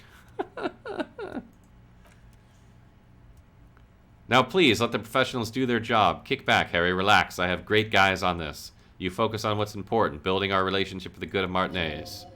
It did not come to a surprise to him. He might actually not be bullshitting. I will not be blackmailed with this gun business. Hey, Harry, I was only being tactful. A lost gun is a dangerous thing. I can't have it around in my neighborhood. His tone is suddenly very serious. Kids could be playing gun roulette with it as we speak. Teenage gangs could be arming themselves. Get a hold of yourself, Harry. I assure you we are working on locating the missing sidearm as well. The lieutenant is concerned about the lost gun and feels that the fact you haven't prioritized looking for it is unfortunate, if inevitable, and doesn't put the RCM in a good light. Excellent, Mr. Kutsurage. That's excellent news. He claps his hands together. Looks like we have a friendly gun-finding competition on our hands. Okay. That's good enough for now. We have an actual art degree. Wow, that's quite the art. Trite, contrived, mediocre, milquetoast, amateurish, infantile, cliché, and gonorrhea-ridden paean to conformism, I fucked me. Affront to humanity, war crime, should literally be tried for war crimes, resolutely shit, lacking in imagination, uninformed reimagining of, limp-wristed, premature, ill-informed attempt at, tasteless fuckfest, recidivistic shit peddler, pedantic, listless, savagely boring, just one repulsive laugh after another. Oh my god. Handshake from how shit it is. Conceptualization passives, heal +1 morale, and gives 10 XP.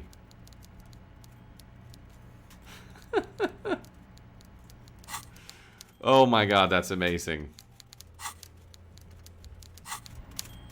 Alright, so we can go talk to Titus again. Yep, the art critic has only insults.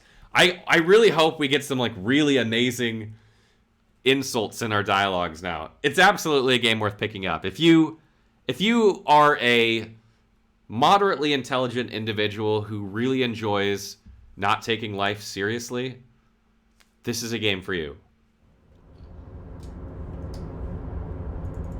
If you think that life has gotten way too fucking serious all of a sudden and you just want some good laughs and an interesting game, this is a game for you.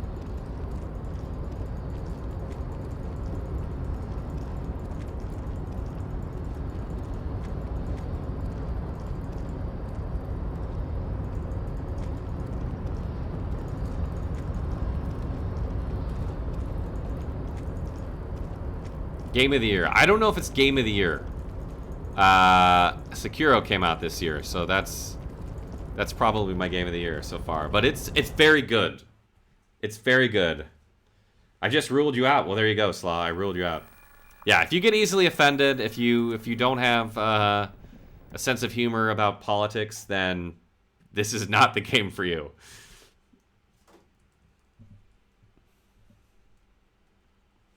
Also, there is a shit ton, I kid you not, a shit ton of swearing in this game.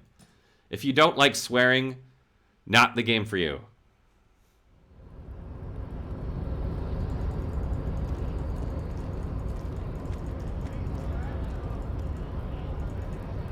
Does it seem like a long storyline? Let's see, I'm about 10 hours in right now, and I can't really get a good sense of how far into the story I am. I want to say I'm not even halfway, but I'm not too sure yet. Oh, moderately intelligent is far beyond you, I see, okay. This comes out on the 15th of October.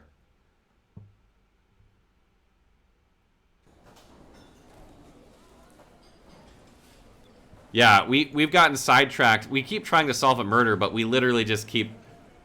We keep getting sidetracked by everything. It's 60 hours plus. So yeah, I'm like barely into the game. That's a long ass game. I mean, think about that for a second. 60 hours plus.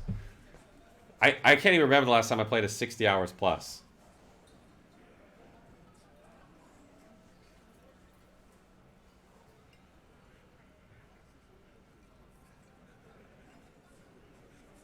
Okay.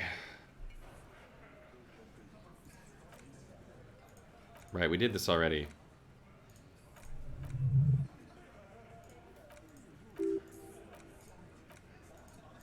Okay. God damn it. We don't have anything to say to him. Can't say anything to him. Maybe we can go buy a book and bribe this guy.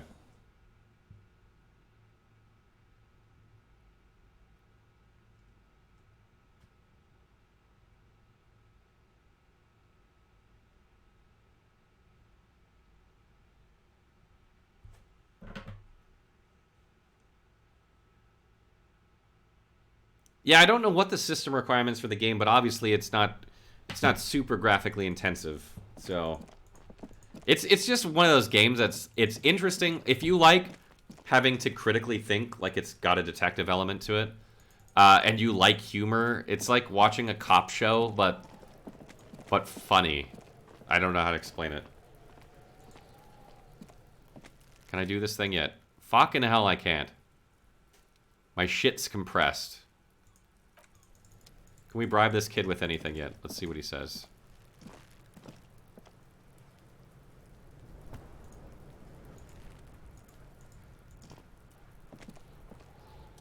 Have you come to make an offering to Kono?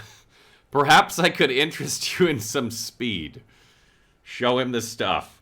That's the first thing I'm gonna say to a 12-year-old. Put that away right now, he stops you. The lieutenant's opinion of you is definitely lowered. What a fucking pooper, Kuno points at his heart. Bitch doesn't have the pump for it. Old bitch pumps bust.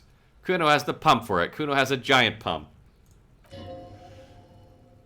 Kim is never going to be okay with you handing something like this off to a minor. This plan is either off the table or you need to do it when he's not around. Yes?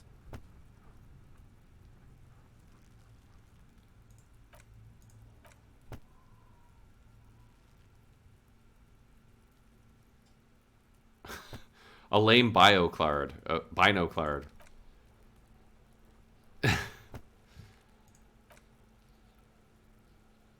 Literally anything about it. I can't remember a single thing. Okay, I was gonna see if you seem to be... I was trying to get him to go, but I don't think there's a way to get him to go yet. Yeah, I can, but I don't think I have a skill point yet. I keep spending them on other things. This comes out on the 15th yet. You too have a giant pump?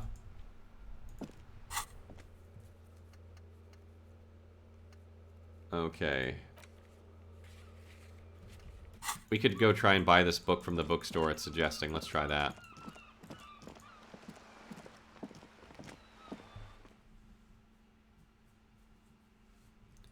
Yes, this comes out on the 15th in just a few days.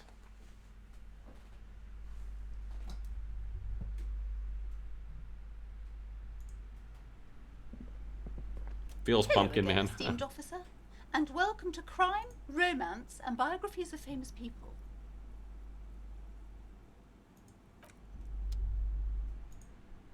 I can't remember what we were looking for.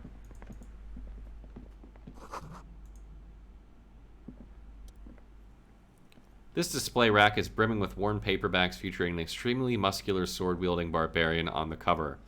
Nearly all the titles contain the word Heimdall somewhere. Oh, Man from the Heimdall, a very popular series of adventure novels. She looks at the book with some disdain. They're awfully immoral and violent books. Why are they so popular? There isn't really combat at all, so all combat would be text combat in this game. Yeah, I have to say, this game is very unique. When I started playing it, I was like, wow, I have not played anything like this in a long time. Blood and violence, scantily clad women, epic narratives, and all the mystical things he encounters. They are bound to grab those with little imagination and nothing to do. Sounds good. Which one should I start with? What does it matter? They're all the same. She rolls her eyes and then fiddles with her pendant. However, the customer is always right, they say.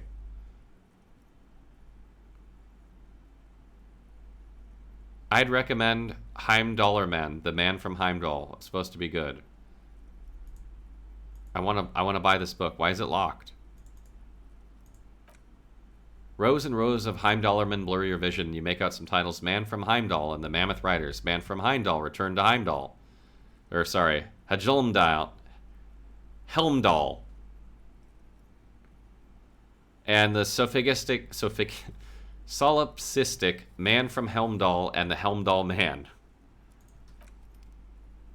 It says, oh, I don't have enough cash, that's why. Yeah, maybe 100. Man from Helmdall and the Sages at the End of the World. Man from Helmdall and the False God. Man from Helmdall and the Scorched Earth. Man from Helmdall, the Helmdall Colonies. Man from Helmdall and the Swamp Beast. Man from Helmdall and the Snow Crabs. Is that all? Not even close. Man from Helmdall and Hell. Man from Helmdall and the Forest of Slaves. Man from Helmdall under the lake. Man from Helmdall, Hemdall burning. There's even the Trial of Death, a pastoral combat game book set in the world of Hemdallermen, and so much more.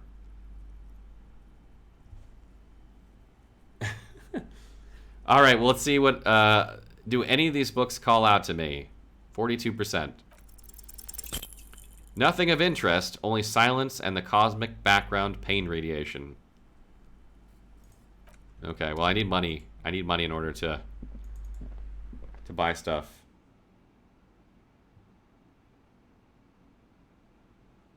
Heimdall? Heimdall? Heimdall?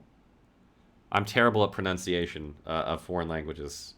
I'm American. It's like in my traits. You just don't see it. Yeah, I need more money for the book.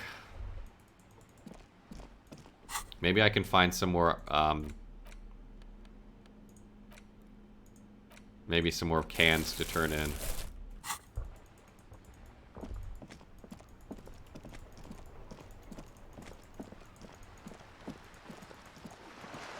I look like a fucking hobo. Oh my god. I'm literally a fucking hobo cop. I mean, I have the beanie on and fingerless gloves and everything.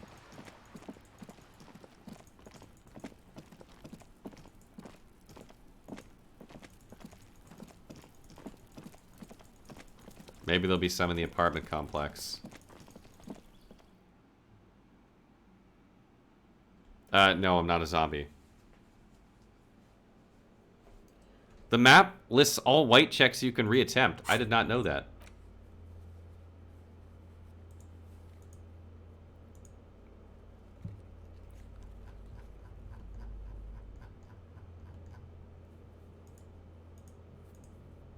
Legendary. Those on white are available to try now. Oh god, there's one on Clasha. I can go try one on Clasha.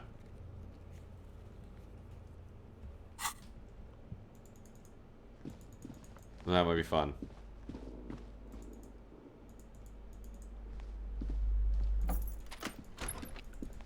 Yeah, the amount of dialogues is crazy in this game. But yeah, the bag physics.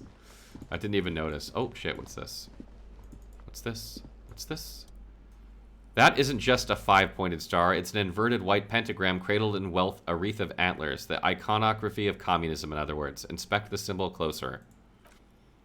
The star and antlers was developed in the 6th decade of the last century and quickly adopted by Mazov and the communards during the revolution. Yeah, the reason nobody is playing it is because the game's not out yet, and I don't think the devs have given the game to too many people.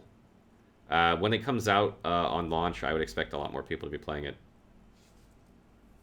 Even today, half a century after, the star and antlers retain the ability to evoke hope, disappointment, and fear in equal measure. Why is the star upside down? To symbolize the toppling of the old order. And also some social democrats were already using it. What's the deal with the antlers?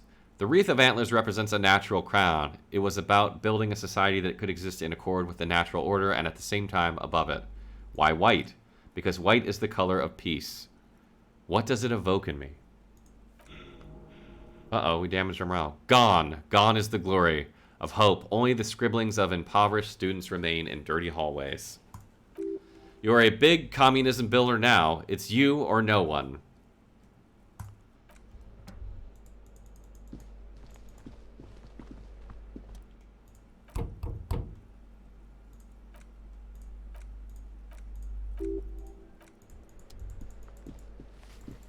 Well, there's no bottles and cans in here for me to collect.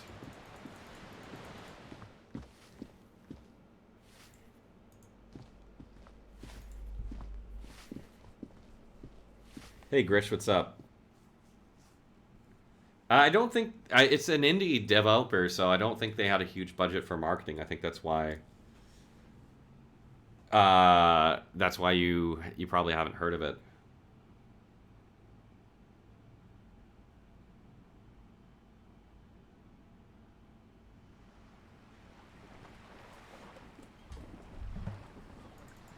Alright, I want to go try out our legendary dialogue option on Clasha.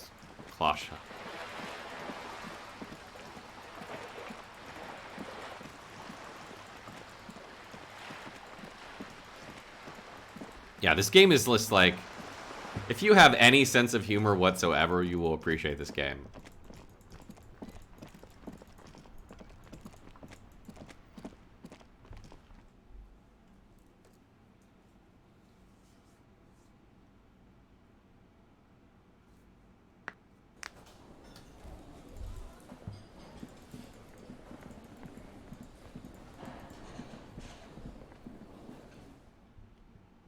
Equip a flashlight in low-light areas.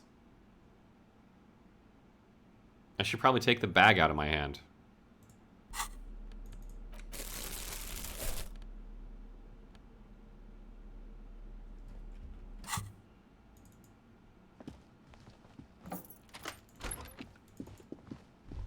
Oh, wait, what's that?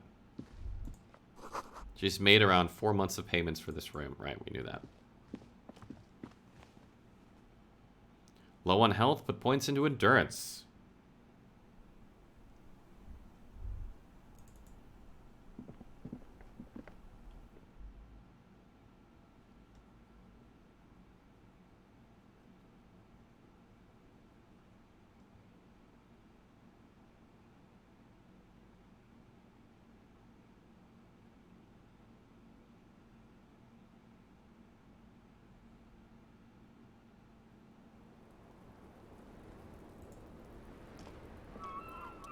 Officer.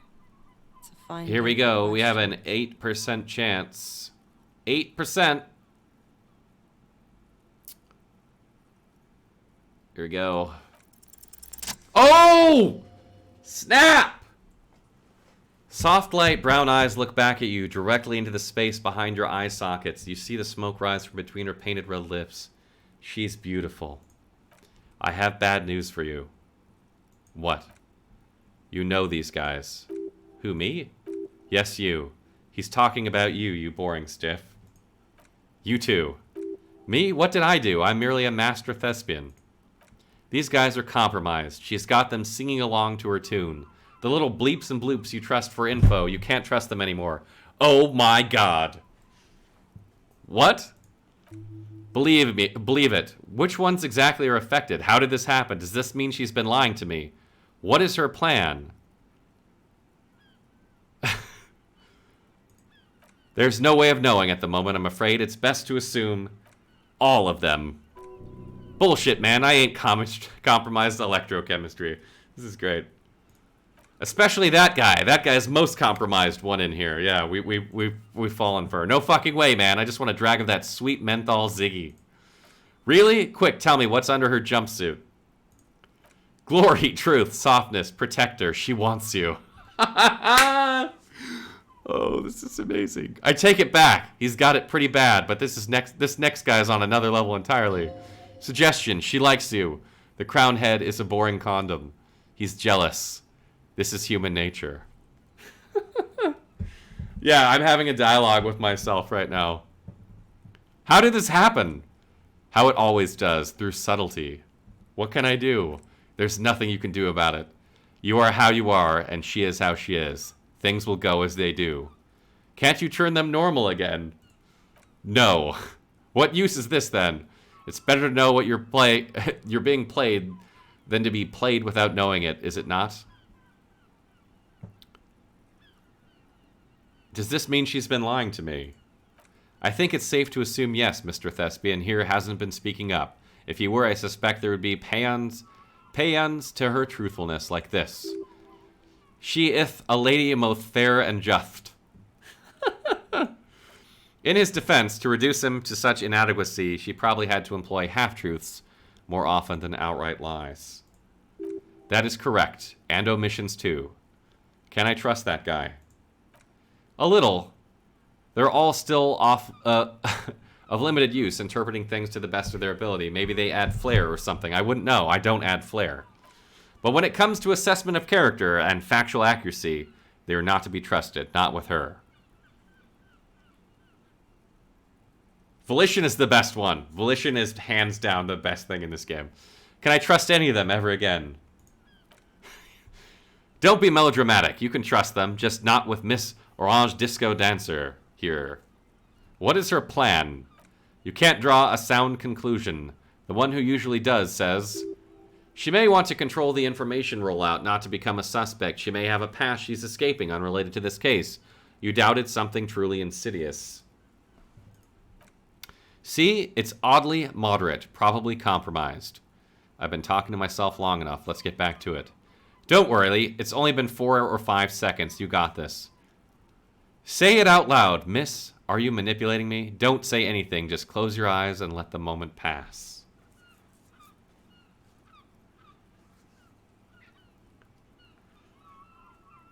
We gotta ask her, right? We gotta ask her. The silence broken, she exhales a little cloud of smoke and says, God, no. In God's name, wake up. What do you mean, wake up? Oh, we're trying to snap ourselves out of it. 58% chance. Here we go. 58% chance. Ugh. Passed! Bam! Who, what? Dear Lord, you've been lied to. You could have killed her lover and lied to everyone. She's not the most fair and just. At all. She's smoke and mirrors and will-o-wisps. She probably didn't give you her real name either. Why would she? Arrest her immediately before she further entangles you in her web of lies. Take it easy. Start at the top. Choose at the bottom. It's how he's always done it. No rush. See? Turn to Lieutenant Kim. Why have we not arrested her yet? You know, I think you don't make that call to the station. I think you didn't make that call to the station. Your real name isn't Clasha Amando. What if I told you you're under arrest? Let's change the subject for the time being. What do we do? Oh my god, what do we do? What do we do? Yeah, drama is so dramatic. Absolutely. 5, 4, 3, 3, 2, 4, 3, 1, 5, 1, 2. God, it's so tied. I don't even know. I want to say that it's not her real name. That's what I'm going with. It's not her real name. It's pretty tied. I agree, the lieutenant turns to her. You wouldn't give us your real name, not when people are after you. Okay, her voice cracks suddenly like there's a garrote around her neck. Okay, what? Okay, it's not. I knew it! You log your work every week. It's all transmitted to Common Sewer. I couldn't just beg you to not enter my name, so I lied. Like I lied before. Like I did at LCSB. I have to lie all the time. She looks at her hands. Her fingernails are chipped white. I'm so tired of it. Was the passport bullshit too? That passport you keep hidden. Tell me your real name. You're probably not even Miss Orange 33, are you? What do we do? We accuse her of not winning a beauty pageant. We were going to accuse her of not winning a beauty pageant. I don't feel like that's wise, but that's what we're doing. I am, her smile quivers. They can never take my sash and my scepter from me. Yes, they can, for lying. Drama. Was the passport bullshit too? No, it's submerged in a plastic buoy on the coast in the reeds. It just doesn't say Clasha Amando. It says Anok Major Smith. Falsified documents. Passport and visa, she nods, given to me by my employer. I can't even use them. My employer probably leaked the name Major Smith to hurt me. Why would they do that? I didn't show up at a rendezvous. They don't take that lightly, she rushes to explain. I didn't show up because I was afraid they'd do something to me. The job was finished, but I'm just a liability now. She fears an arrest right here and now. This has been an awful turn of events for her. Where is this buoy? West of the boardwalk in the reeds, on the coast there. She points toward a clump of ruins on the western horizon. I put it there when I first arrived. Haven't been there since. I'm not sure I could even find it now. It's useless. Accept task. You're welcome to it. It's in the reeds northwest of here past a broken sewage pipe, right near the water line. Tell me your real name.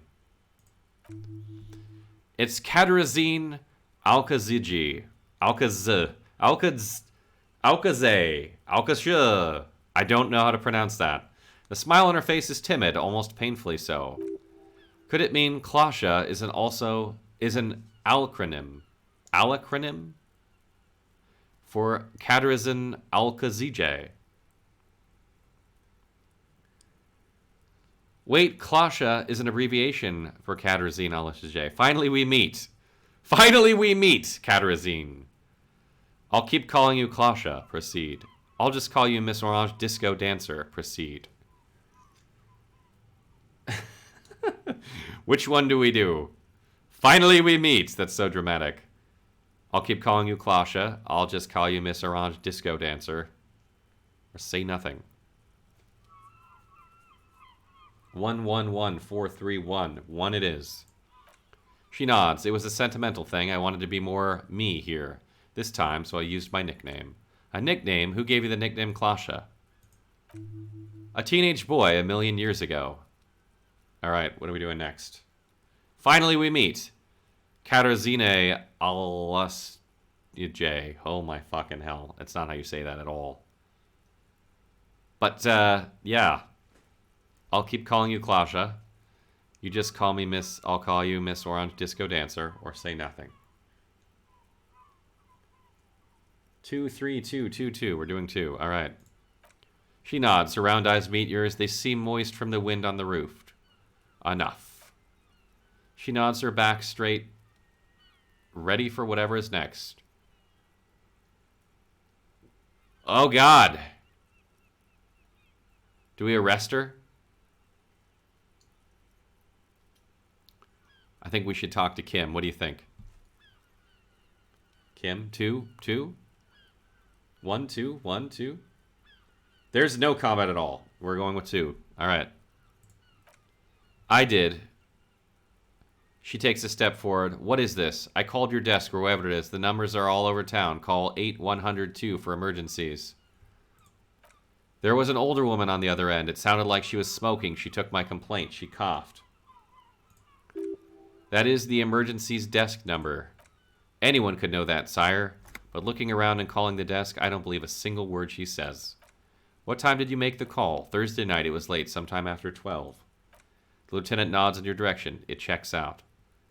Anyone could know the number, and that someone coughed. It means nothing. But I know the time of the call, too, she breathes in. I know I have not been 100% truthful with you, officers, but I am now. What do we do now?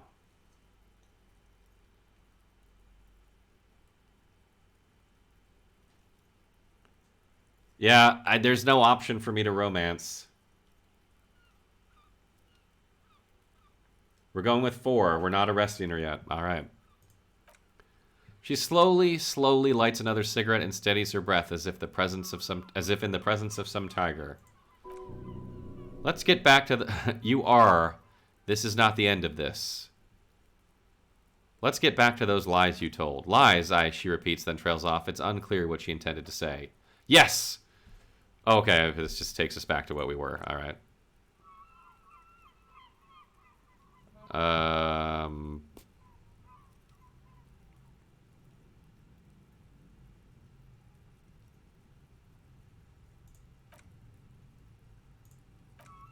That's all we have.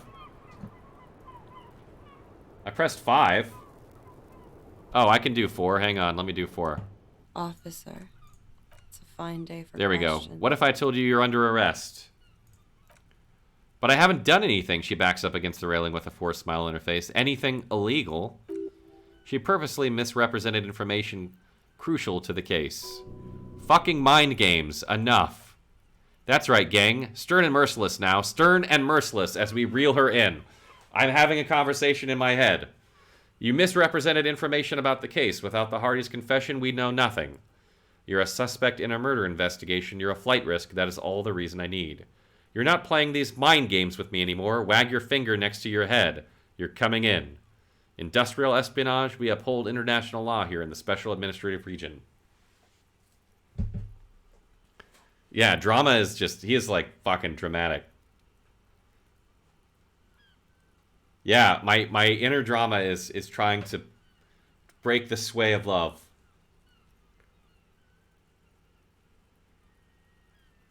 One, 4, 2, 1, 1. 1 it is. All right. The lieutenant produces a pair of handcuffs. Please no. Her eyes become round with fear. She tries to back further off. I think I know who did it. Who shot Lely. I can tell you. I can help you. But do you know... What do you know? Who shot him? Kim, arrest this woman before she can say anything else. Ignore her theory. What do we do? Do we believe her or do we think she's full of shit again?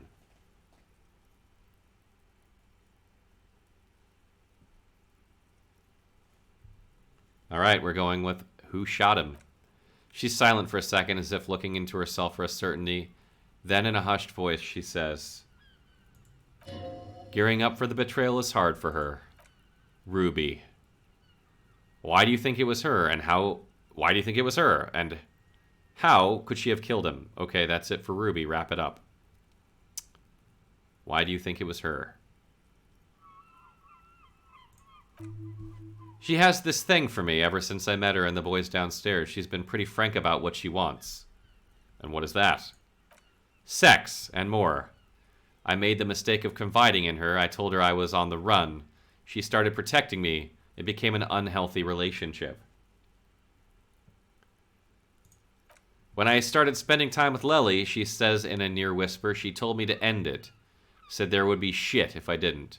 It was not a good meeting. We stopped talking after that, but... I don't understand, the lieutenant sounds incredulous. He still has cuffs in his hands. What exactly in your relationship made you think she is romantically interested in you? She said she's in love with me. She's even asked me to run away with her when I told her I'm a fugitive. She started developing notions about our relationship. And you let her on, the lieutenant narrows his eyes. A little, I was flattered, you know, but then I had to let her off, and it was not easy. I came to regret being friendly with her. She looks at her feet. We maybe kissed, nothing more. Sounds like she was fixated on you. This is just sensationalism and guesses. I don't know what to make of this. What do we say? What do we say? To death. 2, 1, 3, 1, 2, 2, 2, 1. 1, 2, 1. It's either 2 or 1 at this point. We're leaning towards 2, right? Any more votes? More votes for 1, so now we're in the 1 camp. We are in the 1 camp. Alright, we're going 1. This is just an assumption. I don't know what it sounds like, that's why I didn't want to tell you before. She raises her... Oh, I know what it sounds like, that's why I didn't want to tell you before. She raises her eyes to meet yours. But she knew what had happened when I came downstairs. Somehow, she knew Lely was dead. She wasn't surprised at all. When we came up here, she was calm as stone, too. She cleaned it all up like she had a plan. The combat is done through dialogue, so like it'll be like swing at him, and then if you fail, you take health damage, or if you pass, you don't. This is a familiar theory. You had it too, remember? Could it be that Ruby was covering up after herself, the lynching?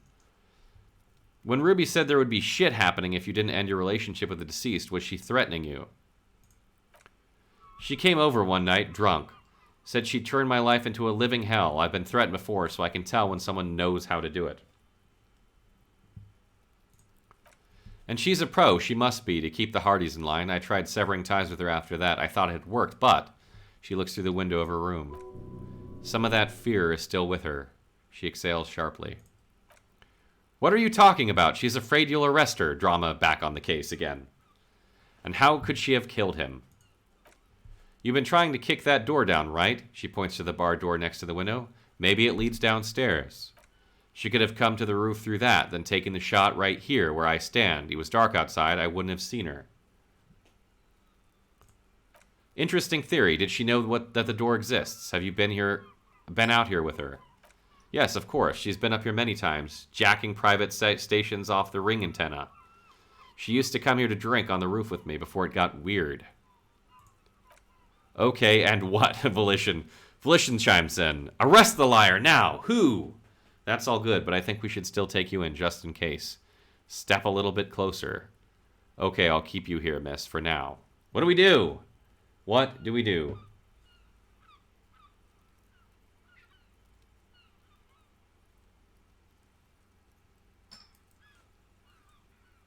Should we ask who? Might as well ask who first, right? Yeah, drama is just like fucking full blown. Let's ask who. Her! Stop letting her distract you.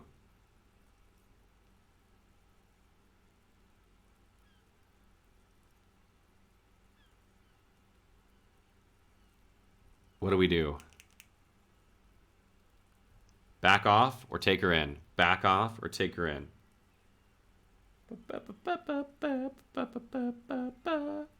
1 1 1 2 1 2 1 1. All right, 1 it is. Still, she says, her voice breaking. After all this, sir, please, it's a shitty world, and I know I'm shitty too. I know. Her hands turn into fists, slowly crushing the cigarette she's still holding. But I don't deserve to be sent to moral lintern and ground into paste just because I disturbed the sanctity of accounting at some multinational. She's gearing up for a last stand. This is it. Drama is just going on a rampage. What do you deserve then? What other option do I have? I've made my choice. Decide what to do with her.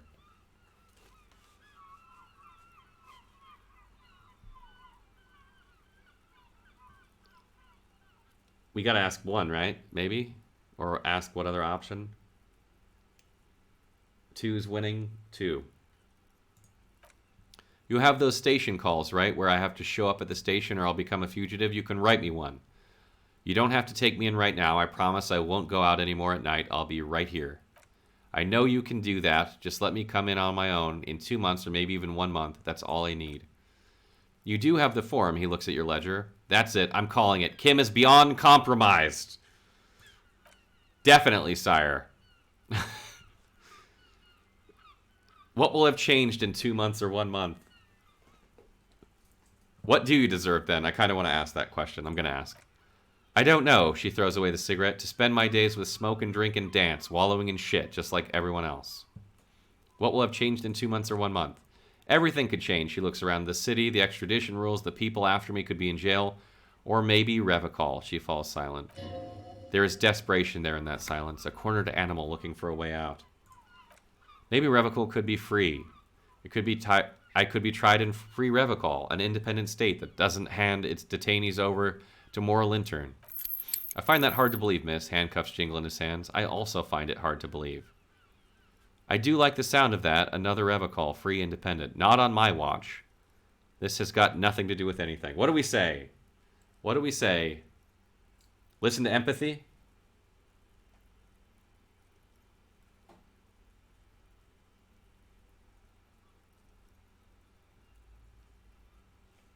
Two. All right, 2 it is. The world can change. It's changed before. Her round, light brown eyes shining with tears. Her political overture has succeeded, we see.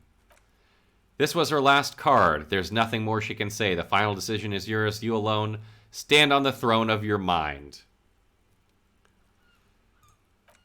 She looks at you in silence, her face filled with fear, lips parted. Wait! If you arrest her, Kim will have to transport her. You'd be without your partner for the rest of the day. That would allow us to Bribe the kid with speed. Let's write you a station call, Katerzine. If you miss it, I can't help you anymore. I'll let you off the hook for now. Don't make me regret it. What do we do?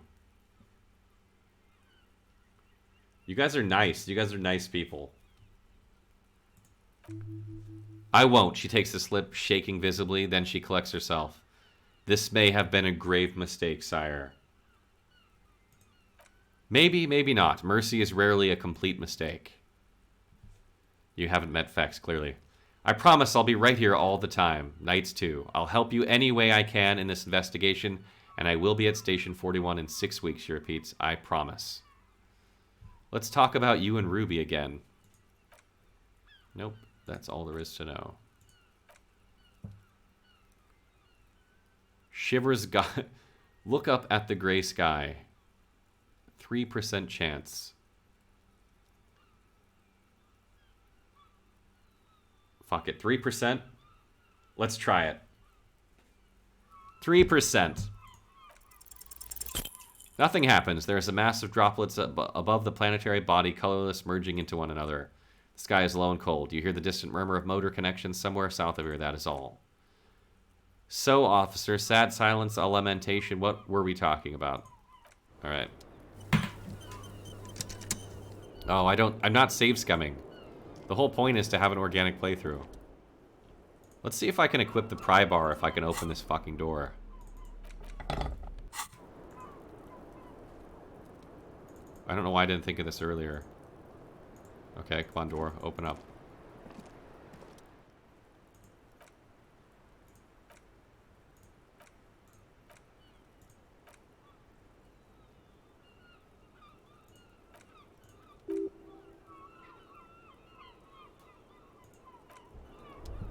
Okay. Locked containers, not locked doors. Okay. So we need to find Ruby. Where the fuck is Ruby?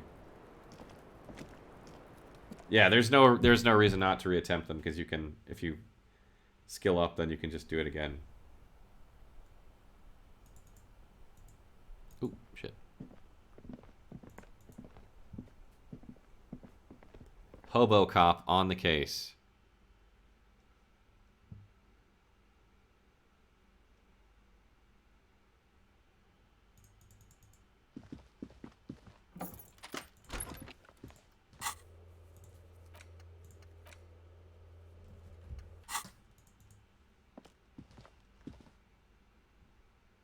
Why don't I keep them equipped in my hands? I don't know.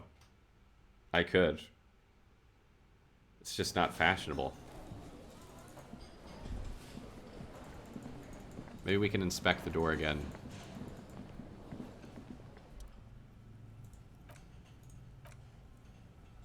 God damn it. We know that door goes up there. That's got to be where that door goes.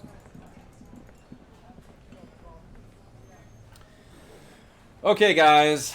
I'm going to be calling it there for the stream today. That is the end of our Disco Elysium stream today. I will be back again tomorrow with more Disco. If you guys want information on this game, it comes out on the 15th. It is a very heavily story-driven detective game with lots of dark humor and social commentary on current political issues. The woman I was just interrogating, if you've been watching, the very first dialogue I had in the game was with her after I came out of my room after I woke up blackout drunk. And I got locked into a dialogue option where I had to ask her for sex. So we've come full circle. Now I'm investigating her. So it's quite an interesting game. You never really know what's going to happen. You often have conversations with your own psyche, and you have a skill tree where you can, you know, kind of make your character like you. But there's just tons of comical and ironic and witty scenarios. The writing is fantastic. This game comes out on the 15th. And it's just a breath of fresh air, man. You just don't see games like this but once in a while, you know, once in a very blue moon. So we'll be back again tomorrow. If you aren't sure about it, or you just want to watch, it's fun to watch because the dialogue options are amazing. You can watch the story, you know, and see how it's happening and see all the funny shit we get into. I stream at 8 a.m. Eastern time, so I'll be back right around then, which is the time I normally stream. So if you want to show up for that, come around tomorrow. Otherwise, we have a Kingdom Come Deliverance art book giveaway. Get exclamation giveaway for the details on that. And I do think we're going to be giving away some more Disco Elysium keys soon, so stay tuned for that. Take it easy, guys. I will see you again tomorrow.